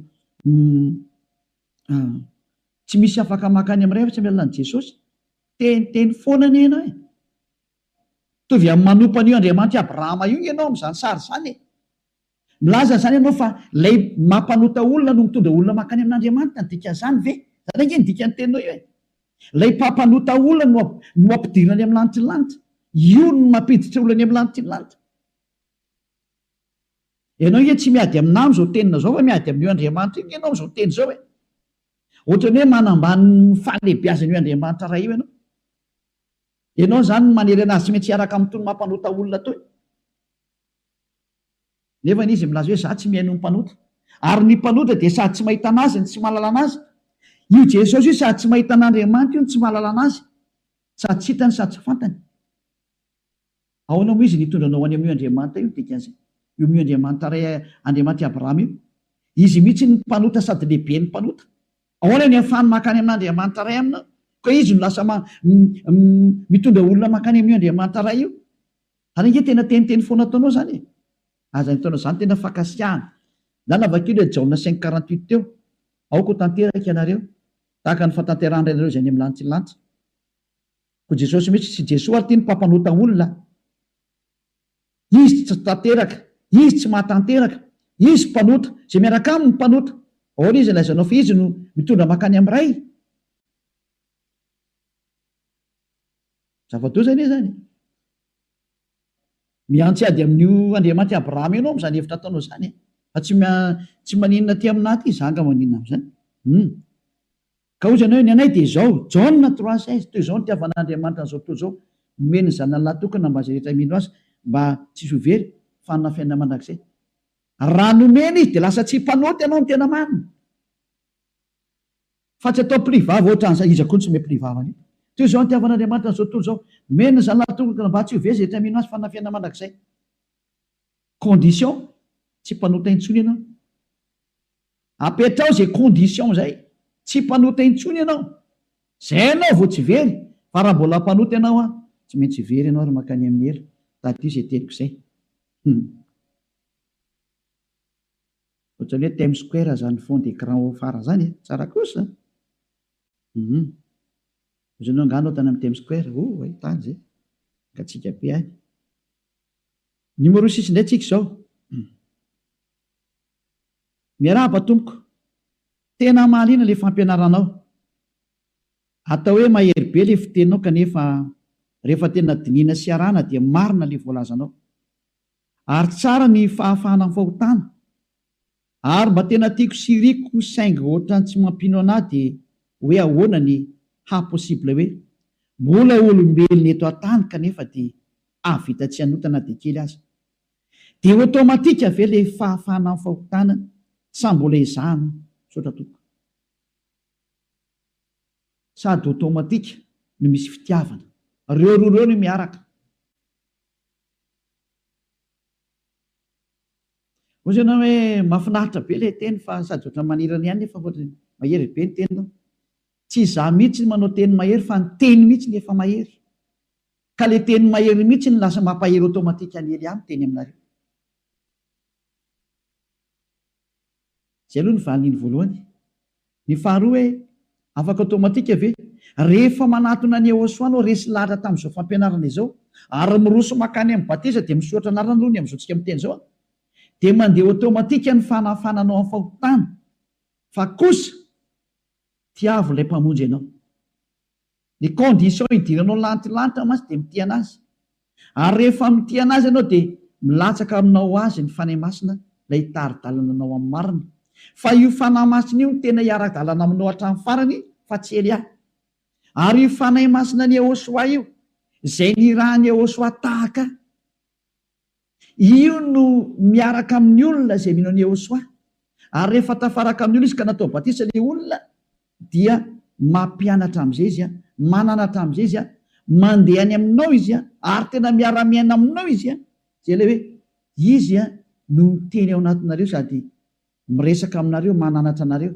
ary mitoetra ao anatinareo mihitsiny izy zay le fanahy masina iny le manara-dianareo dia io fanahy masina io noho ny amin'ny finonoana ehosoa amin'ny alan'izao fampianarana izao io fanahy masina io no mahatonga anao tsy manao teny intsony ary zany ny misy ato amin'ity fanjakana masina ity dosiny hoe mandeha automatika ve automatika ny fidiran'ny fanahy masina aminao zay tarika anao fa ianao amin'izay no safidy eo mety ho taritin'ny fanahy masina ianao dia tsy manao teny intsony ianao tsy mety ho taritin'ny fanahy masina ianao dia mivoaka ianao ary lasa mivadika an'ity ehosoa zay fotsiny valiny meko anao koa mahitsy be ny teny tsisy milona intsony zao a safidinao amin'izay io zany hotoizanao ny fiarahanao amin'ny ehosoa fa nafinaritra anao a tonga any amin'ny lantilanitra ianao lasa tsy manao teny intsony noho ny amin'ny adalanao sy ny tsy fantatry izay manjoanao any ialanao ehosoa ohatra ny fitiavana vola sy ny fitiavana vady ny fitiavana rena dia zay hoe misaraka ianao sy ehosoa dia mankany amin'ny ilanao farany zay fotsiny dia vita tsy lavitra mihitsy ny ila resaka efa akaiky be zao ny valy teny ary ampitiavana be tadio fa ampitiavana ny tenako anao zao a fa tsy hoe amikatezera no tena ampitiavana be fa ny herin'ny teny no mampaheriny ely azy amin'ny teny ty teny ity tsy azo sangina ty tsy azo anaovana hoe ao anao fanao tsika ohatran'ny mopera tsika na pastera tsisy an'izany tsy mety an'izany ty teny ity velona sy mahery ny tenin'Andriamanitra ka maranitra tahaka ny sabatra roa lely manindrona hatrany amin'ny fampisarana ny aina sy ny fanahy ary ny tonona sy ny tsoka tsy mety malemilemy io teny ehosoa io dia zay na tonga ny ehosoa amin'ny teny hoe teny malefaka sady tsara lahatra no amin'ny tanan'ny fony tsy arisaina le olona tsy arisaina ny mahazo an'le teny hoe aokitsiki vavaka riavana rehetra malala ao amin'ny tompo reny le hoe teny malefaka sady tsara lahatra ny amin'ny tanany reny zany avakeo ny romanina 16-18 ao amin'ny romanina 16-18 miteny an'izany ka tsy mideko ny hoe hitabataba aminao tsy izay izy a fa ny herin'ny teny no mandefa ny teny a ary tsy azo atao kilalao le teny zany zay zany mikasikany amin'iny ka afaka ianao rehefa miaraka amin'ny ehosoa ary rehefa tianao be ehosoa ary vonona be no iara-mandeha aminy a automatika ny fialana zany fantena fahafito salama tompoko azafady tompoko mba mitany fa tsy mahafantatra afaka manontany mihitsy nizanizaka tena lasa saina mihitsy mahainao an'izao lazainao izao ny nampianarina anay mantsy tompoko dia hoe efa nandatsaka ny rany ilay zanak'Andriamanitra dia voavonjy izao tontolo izao ary rehefa maty hono dia makany amin'ny afo fandiovana dia aveo makany an-danitra marina ve zany tompoko ary misy an'izany afo fandiovana zany ve saotra tompoko tandemeko anao valiny zany retirety nadala daholo zany teny izy olona dala mihitsy no miteny an'izany mety ampiasaina devoly fantana fitaka daholo zany tsy existe ao anatin'ny soratra masina nambarany Ehosoa zany resaka zany ny nambarany Ehosoa dia zao aza manota intsony midika zany fa hoe tsisy miteny mandalova ary amin'ny afo fandiovana tsisy an'izany ary miteny ny eninareo teo dia hoe aza manota intsony fa andrao anjoanao ny ratsy nono teo ary mbola nomenanao ny teny hoe raha minimanota isika dia fiandrasana matahotra sy fatezerana mirehitra zay andaniny fahavana afo mirehitra avy any amin'ny dada iavanga eny emelanao ho any amin'ny afo be ianao dikan'izany ka mieritreretra daholo tsika ny teny izy andao averiko amin'izay ilay teny fa tsy maintsy nandingana kely moa satria izao tsy maintsy variana daholo ny tsirey avy tena tsy mahafantatra ao izy ary lasa saina mihitsy mahainao zao vazianao zao zay mantsy tonga dia nampianarina zao rehefa nandatsaka ny rano ilay zanak'Andriamanitra dia voavony zao tontolo zao voavony zao tontolo zao izay mino azy ary ilay inona dia Yahosoa fa tsy Jesoa tena manindry mafy mihitsy ny Elia ny inona dia Yahosoa fa tsy Jesoa nay Jesosy satria Jesosy nay Jesoa tsy nanafaka olona tamin'ny fahotana fampisoloko ahy mpanimba olona mpamono olona nakany amin'ny hera amiliara izay matin'iny zay tsy ekeny lanity lanitra ntsony zany zay no mahatonga ny iraka tonga tsy azo ekena intsony ny famonoana olona fa zay teo vonono zareo any asitraponao kosa moa zay ako fa zay maniry ny teo vonjena manatona ny Ehosoa amin'ny alalany Elia zao hitanareo zao dia voavony zao tontolo zao ary rehefa matony dia makany amin'ny afo fandiovana fa nomeko toe tsy miexiste zany fa ny mpanao ratsy rehetrarehetra dia tany dia makany amin'ny farimy rehetra afy sy ny solofara Apokalipsy 21:8 Apokalipsy 21:8 fa ny isa sy ny tsy mino tonga avaka itsika le zay teny zay ity ny lalana andehanan'ny mpanota ity Apokalipsy fa tsy misy an'izany afo fandiovana zany zatra tena osany hoe tena mafy loatra nge zany tena zao hoe rediredina adala tena adala kosa le olona tenin'Andriamanitra ve miteny hoe aza manota intsony ahoana ianao mbola metraka afo fandiovana ary firon'ny sainao zany fa tsy miexiste zany ny sasany mantsy mahita le teny hoe ampandalovina amin'ny afo ny asanao resaka asa no ampandalovina any fa tsy ny olona akoriny zany hoe zahana toetra zany ny asanao na mahatra na tsy mahatra zay asa nataon'ny olona akaiky amin'ny Ehosoa sedraina zay nataonao hoe tena vonina ny ady ve anao sa tsy vonina ny ady fa tsy hoe mandalo afo fandiovana ianao tena tsy izy mihitsy zany me any aloha satria dia tena misy olona mirediredy fatany amin'ny tsy izy mihitsy Apokalipsy 21:8 fa ny isa sy ny tsy mino ny vetaveta sy ny mpamon'olona ny mpijangajanga sy ny mpanao ody ratsy ny mpanompo sampy ary ny mpandainga rehetra dia anany anjarany any amin'ny farimy rehetra afy sy ny solofara zay ny voalazany tenin'Andriamanitra fa tsy misy hoe afo fandiovana ary ny tsindriny mihitsy ny fahafatesana faharoa mihitsy ny ary io mbola io zany miandry ny fanahinao io ny maty voalohany dia le vatanao io le andefasany ila feram-pary ianao dia nasana faty le vatanao iny fa ny fahafatesana faharoa kosany ilay fanahinao no mitsipy makany amin'ny farimy rehetra afy zay ny voalaza ao fa tsy misy idirany hoe afo fandiovana zany tsy misy an'izany io ary lazainy sotra masina koa nefa dia ity Korintianina voalohany toko fahaenina andininy fahasivy fa ny olona tsy masina olona tsy marina tsy mahazo miditra ny amin'ny lanitra ny lanitra ka mieritreretra daholo tsika rehetrarehetra aza mety fitana ntsony Korintianina voalohany toko fahaenina andininy fahasivy moa tsy fantatrareo fa ny olona tsy marina tsy mba handova ny fanjakan'Andriamanitra aza mety ho fitana ianareo fa ny mpijangajanga sy ny mpanompo sampy ny mpakavadin'olona ny sodomita ny mpangalatra ny mpierina ny mpimamo sy ny mpanao ratsy mpanaratsy ary ny mpanao ankeriny dia tsy mba handova ny fanjakan'Andriamanitra zany mazava io tenin'Andriamanitra io fa tsy afaka mandova ny fanjakan'Andriamanitra mihitsy ny mpanao ratsy ninonina mpanao ratsy ny mpanota ny dikan'izay tsy mahazo makany amin'ny lanitra ny lanitra zany ianao io zany tsy miexiste mihitsy ny afo fandiovana tsy miexiste zay zany ny valiteny menantsika rehetra rehetra fitaka be vavy zany. Larana fahavalo, misy miverin-dalana ve ao aminareo sa tsisy na de raha misy de inona ny antony? Misy miverin-dalana tamin'ny androny Yehosoa, ngamo tsy niverin-dalana daholo ny jiosy tafaraka tamin'ny Yehosoa. 3 arivo nge niaraka taminy, 12 sisa ny tavelo. Niverin-dalana sa tsy niverina zany? Niverina, ary tena amin'ny milia mihitsy no niverin-dalana. Tamin'ny andron'ny apôstôly misy niverin-dalana ve? Misy niverin-dalana.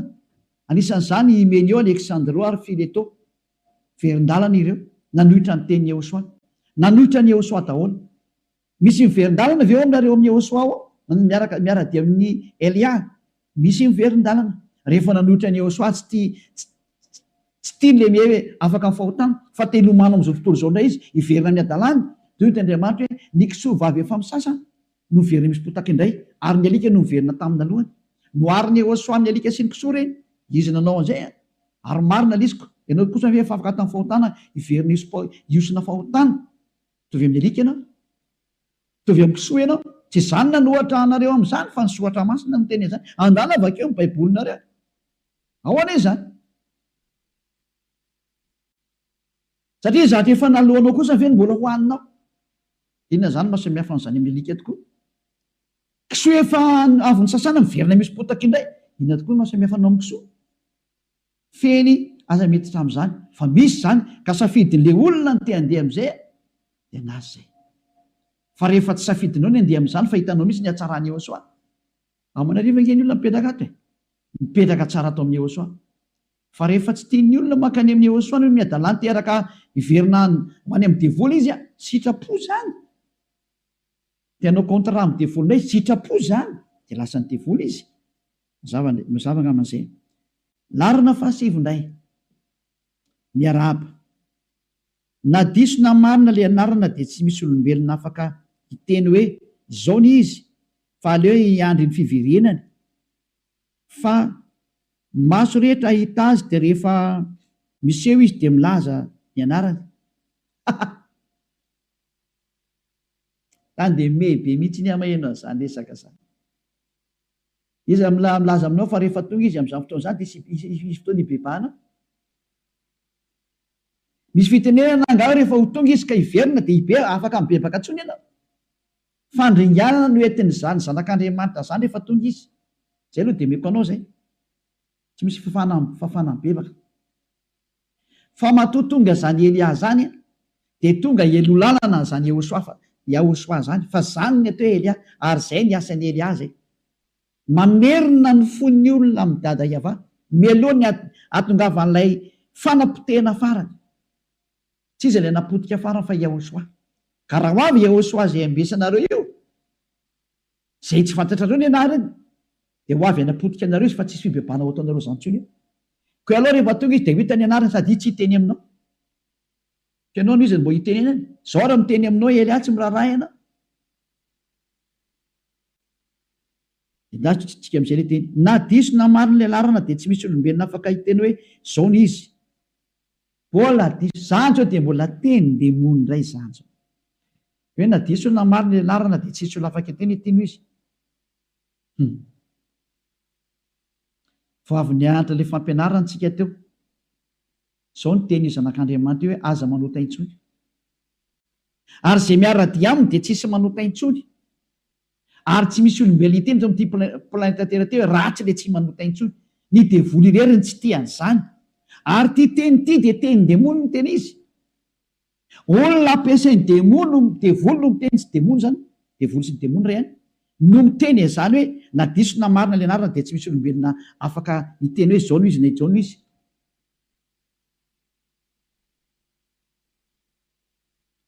Tsy efa niteny ve Yehosoa hoe izao ny ahafantaranareo ny voa.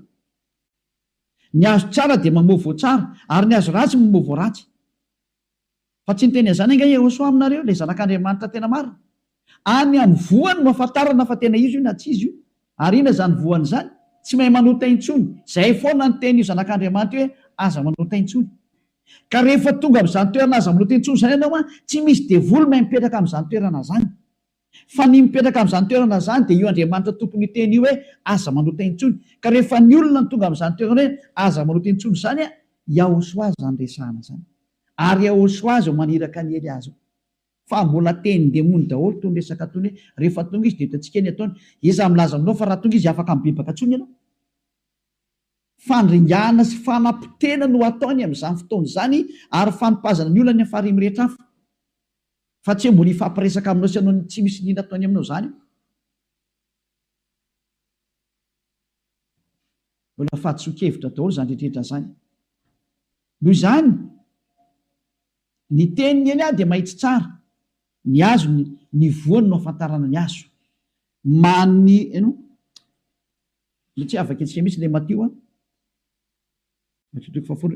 toko fahafiry andasy jevatsika kely Matio a toko fahafiry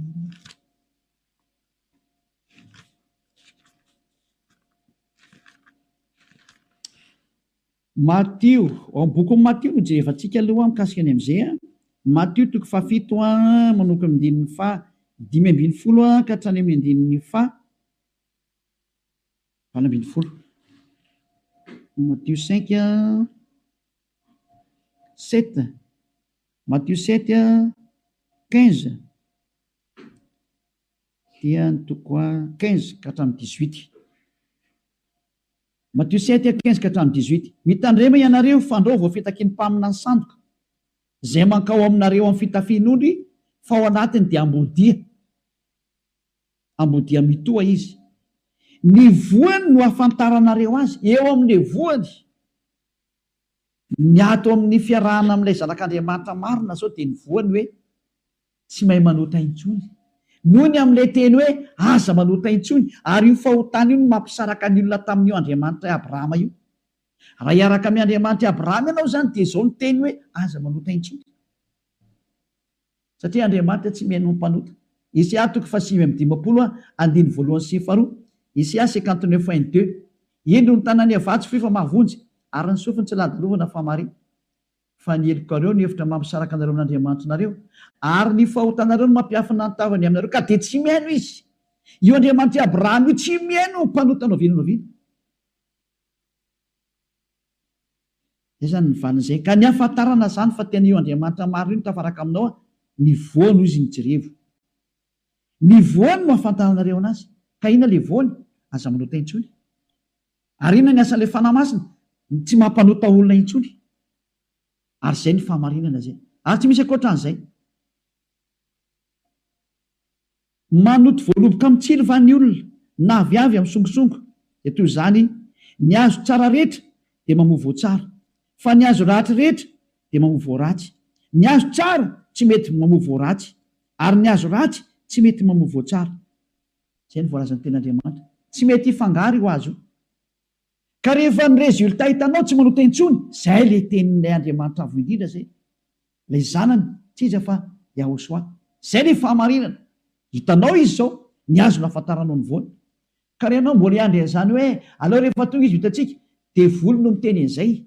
Ny antony, raha tonga io Yahosoa amin'izany fotoana izany, io Andriamanitra marina io, andringana izy fa tsy haiko ny mbola misy fivebahana ao ataonao. Ny fivebahana ataonao dia Eliany manao an'izay.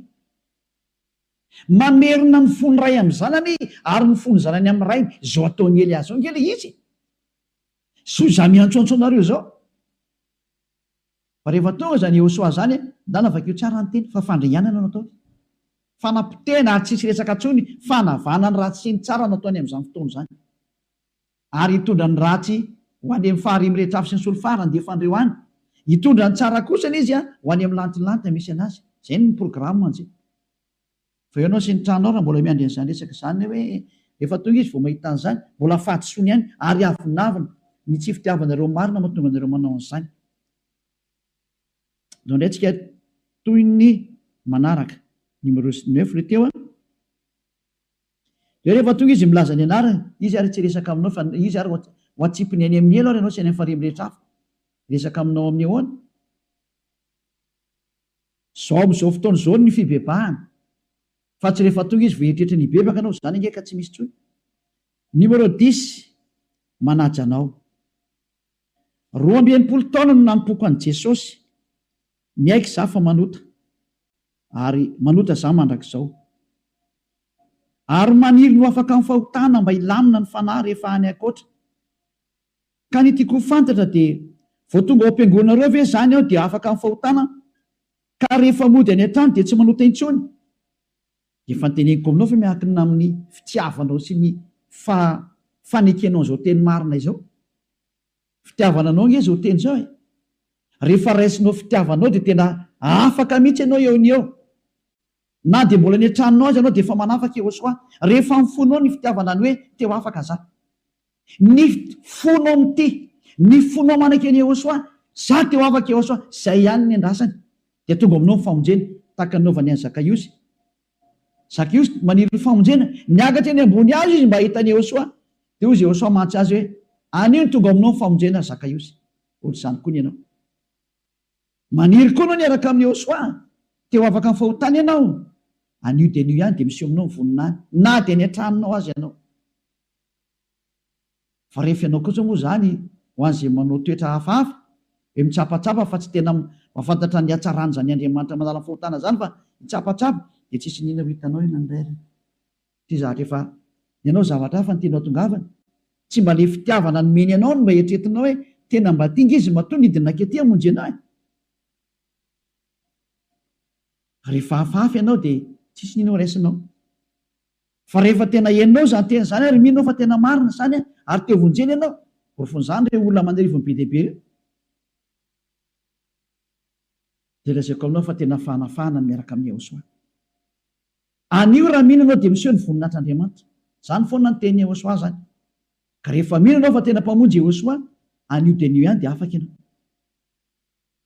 tsy miandro makaty am-piangonan'ny Ehosoa kory ny arany fa tsy maintsy makaty kosany ianao satria raha vao tsy mandeha makaty ianao orinan'izay fahatsarana azonao zay fa lasany amin'ny toeran-kafa niongotra aminao daholo ny zavatra rehetrarehetra atsitsy nina raisinao tsony fa ny dikany iny dia manatona aty amin'izay ianao satria mitaky batisa amin'izay orinan'izany fanekenao ny famarinana zany tsy maintsy atao batisa amin'izay ianao mba handraisanao le fanahy masina hiaranao amin'ny lalakalehanao zay zany ny valiteny ho an'ilay teo zany larana fa 1:10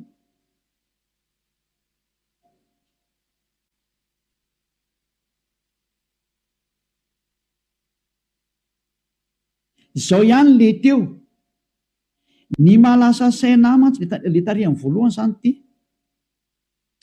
ny mahalasa saina mantsy na manao ratsy na manao ratsy ahy aza ny olona iray dia le teny hoe tiava ny fahavalonareo ary mivavao an'izay manao ratsy zany hoe tsy tokony ho tehitra amin'izay nanao ratsy ve fa lasa mamono azy zay aloha mbola tsy nanao an'izany hoe namono ny fahavalona izany tsy nanao an'izany tsisy an'izany mihitsy ny ato so mantsy ianao hoe ohatrany efa ndasikely hoe zany hoe tsy tokony ho tehitra amin'izay nanao ratsy ve fa lasa mamono azy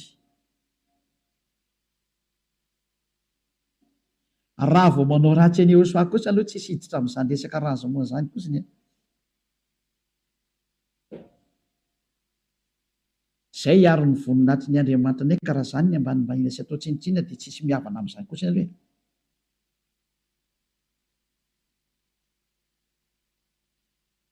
satria izany mihitsy ny toe fanoherana ny Ehosoa zany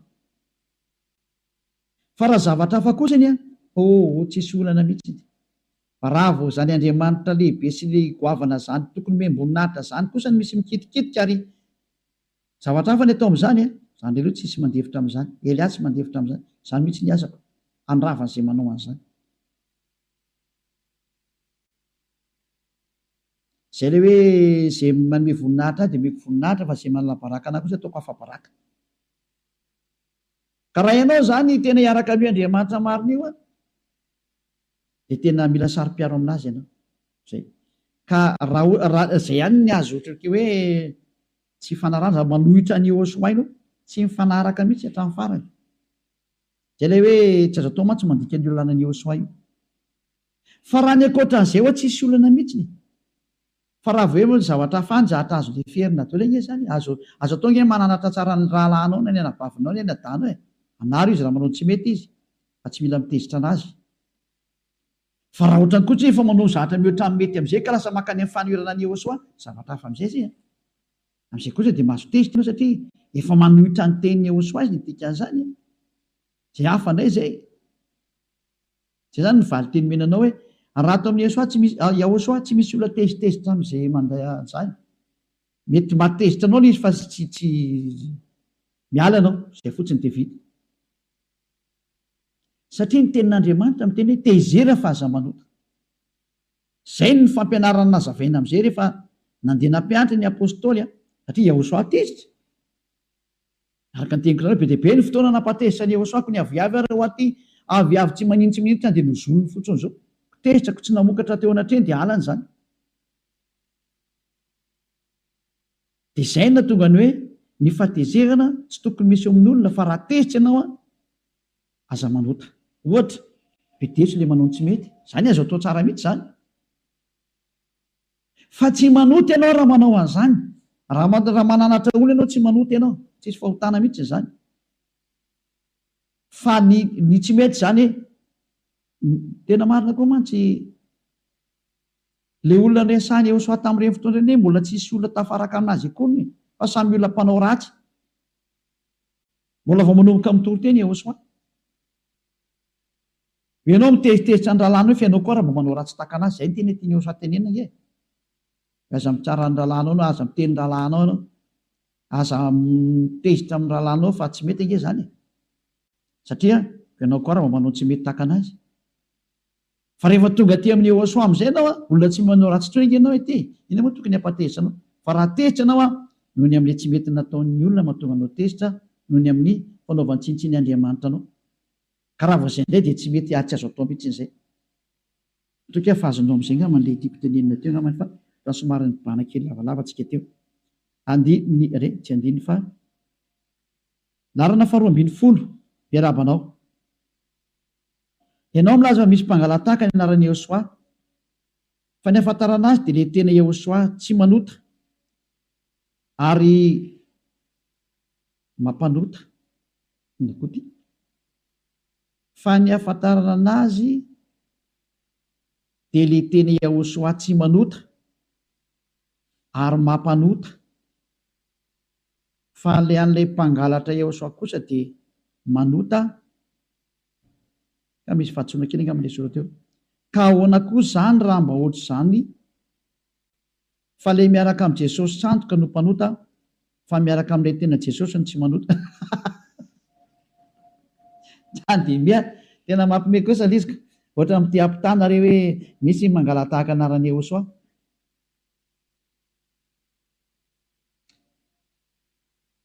Na ny anarana izy hoe indray Jehosoa dia indray Jesosy efa tsy mety mihitsy izy. Izany Jesosy izany efa tsisy izay tsy mahafantatra an'izany izao tontolo izao. Tany Amerika izay teo. Mbola tsy mafy noho ny Amerikanina nareo ny fanirana an'io famarinana io. Raha eto Madagasikara tsy. Fa ny Amerikanina no tena loza mihitsy ny ataony amin'ny resaka Jesosy io fa tsy te halala sy te hafantatra ary tena miady aminao izy ny farany.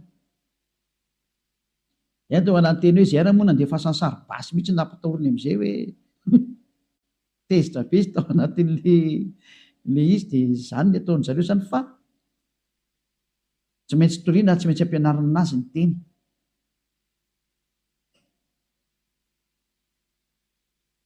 Dia zareo tena manizigizina mihitsy fa Jesosy dia tsy maintsy ny azy Jesosy. Na mpanota io na tsy mpanota io izay miaraka aminy dia izy tia lalana. Jesosy foana ny azy. Na mandefa toko sy andininy aminy ianao dia sady tsy mihaino izy tsy mijery. Jesosy fotsiny ny azy dia izay any hatramin'ny farany.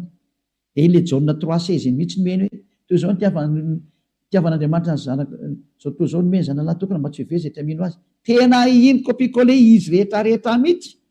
Izany hoe miafina ao anatin'ny teny izy rehetra dia mahazo manota izy izany. Fa eo fotsiny ilay zanak'Andriamanitra efa nisolovaika an'ilay fahotana dia mahazo manota izy fa tsy problème intsony. Izany nampianaran'i Jesosy anazy. Ka raha miteny hoe misy Jesosy tsara sy Jesosy ratsy, rehefa Jesosy dia samy vandana daholo. Izay izy. Tiako tenenina mpanota daholo rehefa miaraka amin'ny Jesosy fa tsy misy hoe ty misy Jesosy tsara, ty misy Jesosy ratsy. Jesosy anankiray, Jesosy teto amin'ity planeta Terra ity, nitovizanareo menakavy ary ny fampianarana tokana ny menanareo dia Jaona 3:16 mihitsy.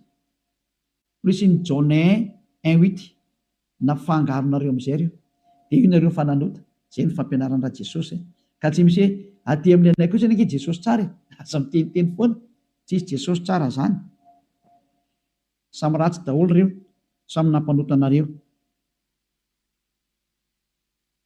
Fanontaniana numéro 13 indray, ka ianao koa ane manota ramanambady? Tena tsy manota mihitsy ramanambady satria lalàny efa nomeny dada Iavata arika hatramin'ny famoronanareo olombelona zany.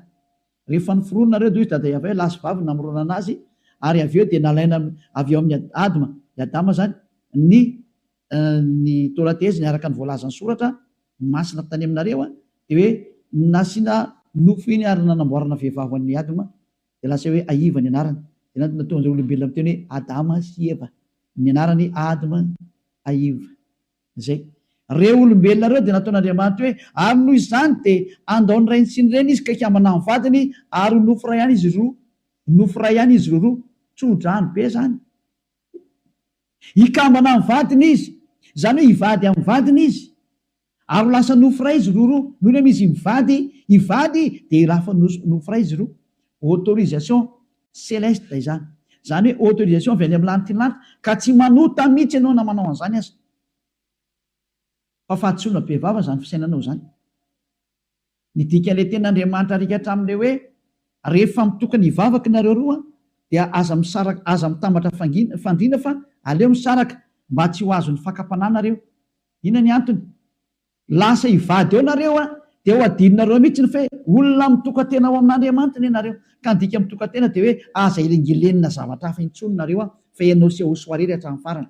Kisakany ny vadinao fa tsy fahotana velively akory ny manambady. Autorisation avy any amin'ny dada Iava mihitsy zany. Ary izay mitsipaka amin'izany indray raha lasa olona tsy izy. Voarara ny soratra masina ny mandrara olona tsy hanambady. Ianao tsy mahazo mivady amin'io, tsy azo atao zany. Fa rehefa vadiny io dia azony atao tsara mivady amin'io satria lalàna ny menana azy zany. Ka raha manambady Elia dia tsy fahotana ny Elia mihitsy zany fa autorisation. Ary izay olona mandrara n'izany indray raha lasa mpanota ny dikan'izay. Satria mena autorisation zany fanambadiana zany. Zay. Zany hoe vakeo soratra masonareo fa zay ny hoe ary noho izany ny lehilahy dia andao ny rainy sy ny reniny ka hiaraka amin'ny vadiny izy dia lasa hikambana amin'ny vadiny izy dia lasa nofo ray izy roa satria ny vady izy roa lasa nofo ray izy. Dada Iava mihitsy na nomena izany baiko zany. Ho lavinao ara ve zany izy? Zay ny valiteny. Io zany tsy isy fahotana mihitsy ny amin'izany hevitra izany na indray. Numéro 14. Miarahaba tompoko. Tena faly be za maheno ny fampianaranao. Tena resy lahatra mihoatra ny 100 isan-jato na dia mbola tsy hainako aza ilay tsy mpanota satria mbola tsy tonga any aminareo za. Fa voamaly no naheno sy nahita kanefa tena mahatsiaro sambatra be za ary ho avy fa ny saiko anontaniako dia mba manao ahoana ny mikasika ny reny maty reny satria tena mba olona nitady an'Andriamanitra ny reniko talohan'ny nafatesany kanefa tsy nahita izy. Satria izao vao hitako hoe ity torianao ity no marina kanefa izy tsy mba naheno an'izao. Dia tsy hita tokoa moa izay atao fa saorany Yehosoa ianao no nahita fa aza eritreretina n'izay efa lasa anazy ny azy. Tsy hitanao izay omena tsiny amin'izany sady tsy hitanao izay hoe iza no diso amin'izany, tsy hita izay naovana azy. Fa ianao no misaorany Yehosoa tamin'izao fotoana izao no nandrenesanao ny Yehosoa vonjeo ny fanahinao. Satria ny fanahy tsy misy raisy reny, ny vatananao no misy raisy reny fa ny fanahinao tsy misy raisy reny. Zany navonjeo ny fanahinao. Elia tsy tonga hamonjy olona nofo fa tonga hamonjy an'ilay fanahy. Fanahy zao hatongavanay zao. Ndao hamonjy ny fanahy. Ndao hiaraka amin'ny Yehosoa amin'izay. Dia mirary soanao tonga soa Elia ho tonga soa aty amin'ny fanjakana masina taheno soa atao lengetsikety rehetra zany. Numéro 15. Miarahaba, tsy mihina kisoa zany ny finoanareo? Ny nonay dia Yehosoa, ary Yehosoa zany nanamboatra ny zavatra rehetra rehetra, na kisoa, na inona na inona. hoaniny atao amin'ny ehosoany zavatra rehetrarehetra afa-tsy ny zavatra tsy tiany ihany, ny zavatra tsy hoanina ato dia ny bibilava atria devoly reny ny sahona satria devoly reny, ny zavatra mifandray amin'ny devoly tsy isy hoaninay fa rehefa tsy mifandray amin'ny devoly ny endrikany dia hoaninay, dia rehefa tianay koa afaka hoaninay dolodolo ny zavatra rehetrarehetra fa zay tianay ihany, rehefa tianao dia hoaninao, rehefa tsy tianao dia azo hoanina, ny tsy azo hoanina ato dia ny zavatra nikoendaina dia ny raha, ary ny zavatra naterina any amin'ny sampy izany ihany no tsy azonay hoanina, fa ny ankoatran'izay hoaninay daholo rehefa tianay ka amidy eny an-tsena mazava amin'izay, izany hoe azo atao tsara mihinana kisoa, kisio ny lasa ny soratany ato fa kisoa nga mantinitenenina. Numéro 16 salama tompoko, io Andriamanitra io dia be fitiavana sy mpamindra fo ka amin'ny andro farany izay rehetra manatona azy dia ho raisiny daholo fa tsy mampijalona mandingana izany izy, mbola hevitra avy any amin'ny devoly satana ihany izany alefanao izany, izy nampianatra anao an'izany fa tsy io Andriamanitra Abrahama io zany, ny Andriamanitra Abrahama dia izao mihitsy ny teneniny, tsy manaiky ny fanoherana ny teniny izany izy, ko maninona moa narihany ny Israelianina rehefa nandika ny teniny aminao, mpamindra fo izy nga zany aminao amin'izany hevitra izany, izy nandefa ny zanak'Israely lasan-devo raha tsy izy ihany mpamindra fo izy zany aminao amin'izany zay ohatsy ny valiny, izy nandefa ny safodrano tamin'ity tany ity raha tsy io Andriamanitra Abrahama io mpamindra fo zany izy aminao amin'izany, teny demony zany hoe Andriamanitra mamindra fo zany, mamindra fo amin'izay tiany amin'ny rana fo izy, condition ka tiana azy olona io, ary rehefa tiana azy dia manina moa manaja azy tsy mankatoy ny teniny, fa tsy ianao izay sady tsy manaja anazy no tsy mankatoy ny teniny, mbola mampirafy anazy amin'ny Andriamanitra hafa, ahoana moa izy ny hamindra fo aminao, ko raha tsy terenao amin'izany kosa izy,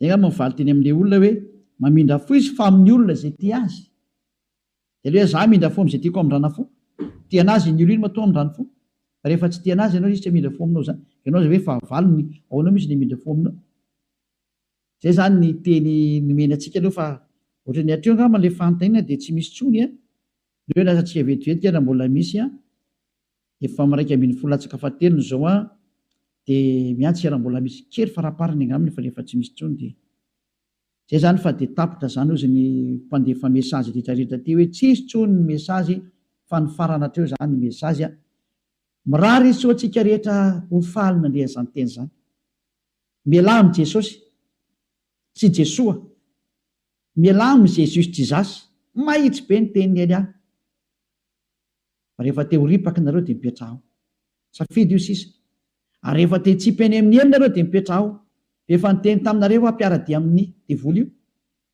iraky satana io hanipy olona any amin'ny elo, azay ny mission io, tsy niantona teo amin'ny fijaliana zany io fa laingy zany, tsy nandatsaka ny rany zany iny, laingy zany, tsisy nataon'iny zany teo, fa mpamon'olo iny ary tena pisoloky direkta fotsiny zao izy, ny rahan'ny satana izy amitaka anao mba ino zavatra tsy izy, ary anamboatraboatra lalana hoe Andriamanitra mpamindra fo ka mahazo manao ny adalanao ianao fa mpamindra fonga io, nefa hitanao tsara ny teny teo fa tsy mahazo miditra ny amin'ny lanitra lanitra zany mpanota zany, fa vitan'i Jesosy, Jesosy ny teny taminao hoe izy mamindra fo fa Andriamanitra fitiavana io be famindram-ponga io ary raha ny teny dada Eva za mamindra fo amin'izay tiako amin'nyrana fo ho an'izay ty azy zany, fa ny exploité ny devoly zay teny zay hoe izy no mamindra fo ka ataovy ny adalana, jereo amin'izany ny fanaovana famitany olombelona, izy no mpamindra fo fa manaova adalana ina, dia mitsipaka ny teny dada Eva hatramin'ny farany mihitsy nge, ka niendra mahita loza ka miheny hitanao zao ny loza ny teneniko anao, mialamy Jesosy, mialamy Jesoa, hitanao tsara izy zay, mazava be ny fanazavana teto, afaka nandefa mesazy zao tontolo zao, samy mieritreritra zay tonga saina manapa-hevitra manara ny Elia amin'izay, manatona ny Elia amin'izay, tonga ny andro hiantsoana farany ana rehetrarehetra, tena tsy diko mihitsy hoe hiantsoana farany ana rehetrarehetra, dia mbola mihitsy ny fotoana miazaka zana ary tonga ny fanapoteny Andriamanitra tsy izy, tonga ny famerenana ny voninahitra ny dadanay iay ava, tonga ny famerenana ny voninahitra inaran'ny Jehosoa ilay zokinay malalanay, ilay maty teo amin'ny fijaliana noho ny aminareo olombelona mba hamonjy anareo. Tonga ny famerenana nyzany rehetrarehetra zany ankehitriny. Elia nanao anazy. Zany mahatonga ny Elia miantsoantso anareo hoe dieny mbola tsy mipokany aminao ny atezerany avo indrindra, maiza manapa-kevitra dieny fa tsy maintsy ho tanteraka amin'ity taninareo ty teny ty hoe ho atao miavaka ny manompo an'Andriamanitra marina, Yahova zay dia Jehosoa sy ny tsy manompo azy. Tsy maintsy ho aseho zay, ary tsy maintsy iseho zay. Voninahitra ho an-dadamala Yahova, saotra betsaka azontsika ny amin'izay teny mena zay, ary ny fandriany Elia dia tonga saina daholo ny rehetrarehetra hitodika ho any amin'ilay mpamorona anareo, ilay tianareo, Jehosoa no anarany. Ariva afatsika. Saotra betsaka dadamala Yahova. Taio zany teny zany. Fa tena teny hitondra soa sy fahasoavana amin'izay rehetra miaina, ary fahatsarana ho an'izay rehetra mandry. Fanavotana ny olona ny anton'izao fampianarana izao, ary fiantsoana ny olona hitodika sy hiverina ho any aminao. Valio antso ny tsirairay avy, valio teny ny tsirairay avy dadamala Yahova. Mamalia vavaka ianao, voninahitra ho anao mandrakizay. Arovy ny teny izay nomeko satria avy any aminao ry. Arovy ny teny izay rehetra nambarako satria nomenao reny ho hanavotana ny olona hiverenao any aminao. Sokafy hatrany ny varavarana mba hidirana izay mbola afaka miditra dada malalo Yahova. Vonjeo izay rehetra fatady ho faty, mba ho tonga soa aminao Jehosoa. Voninahitra no mandrakizay. Amin'ny anaranao Jehosoa anaovana ny vavaka sy ny teny rehetra. Halleluia. Amen. Dia mirahaso tsika samy teny Jehosoa ho amin'ny fitohizan'ny fiarantsika manaraka indray. Vedra matomboka.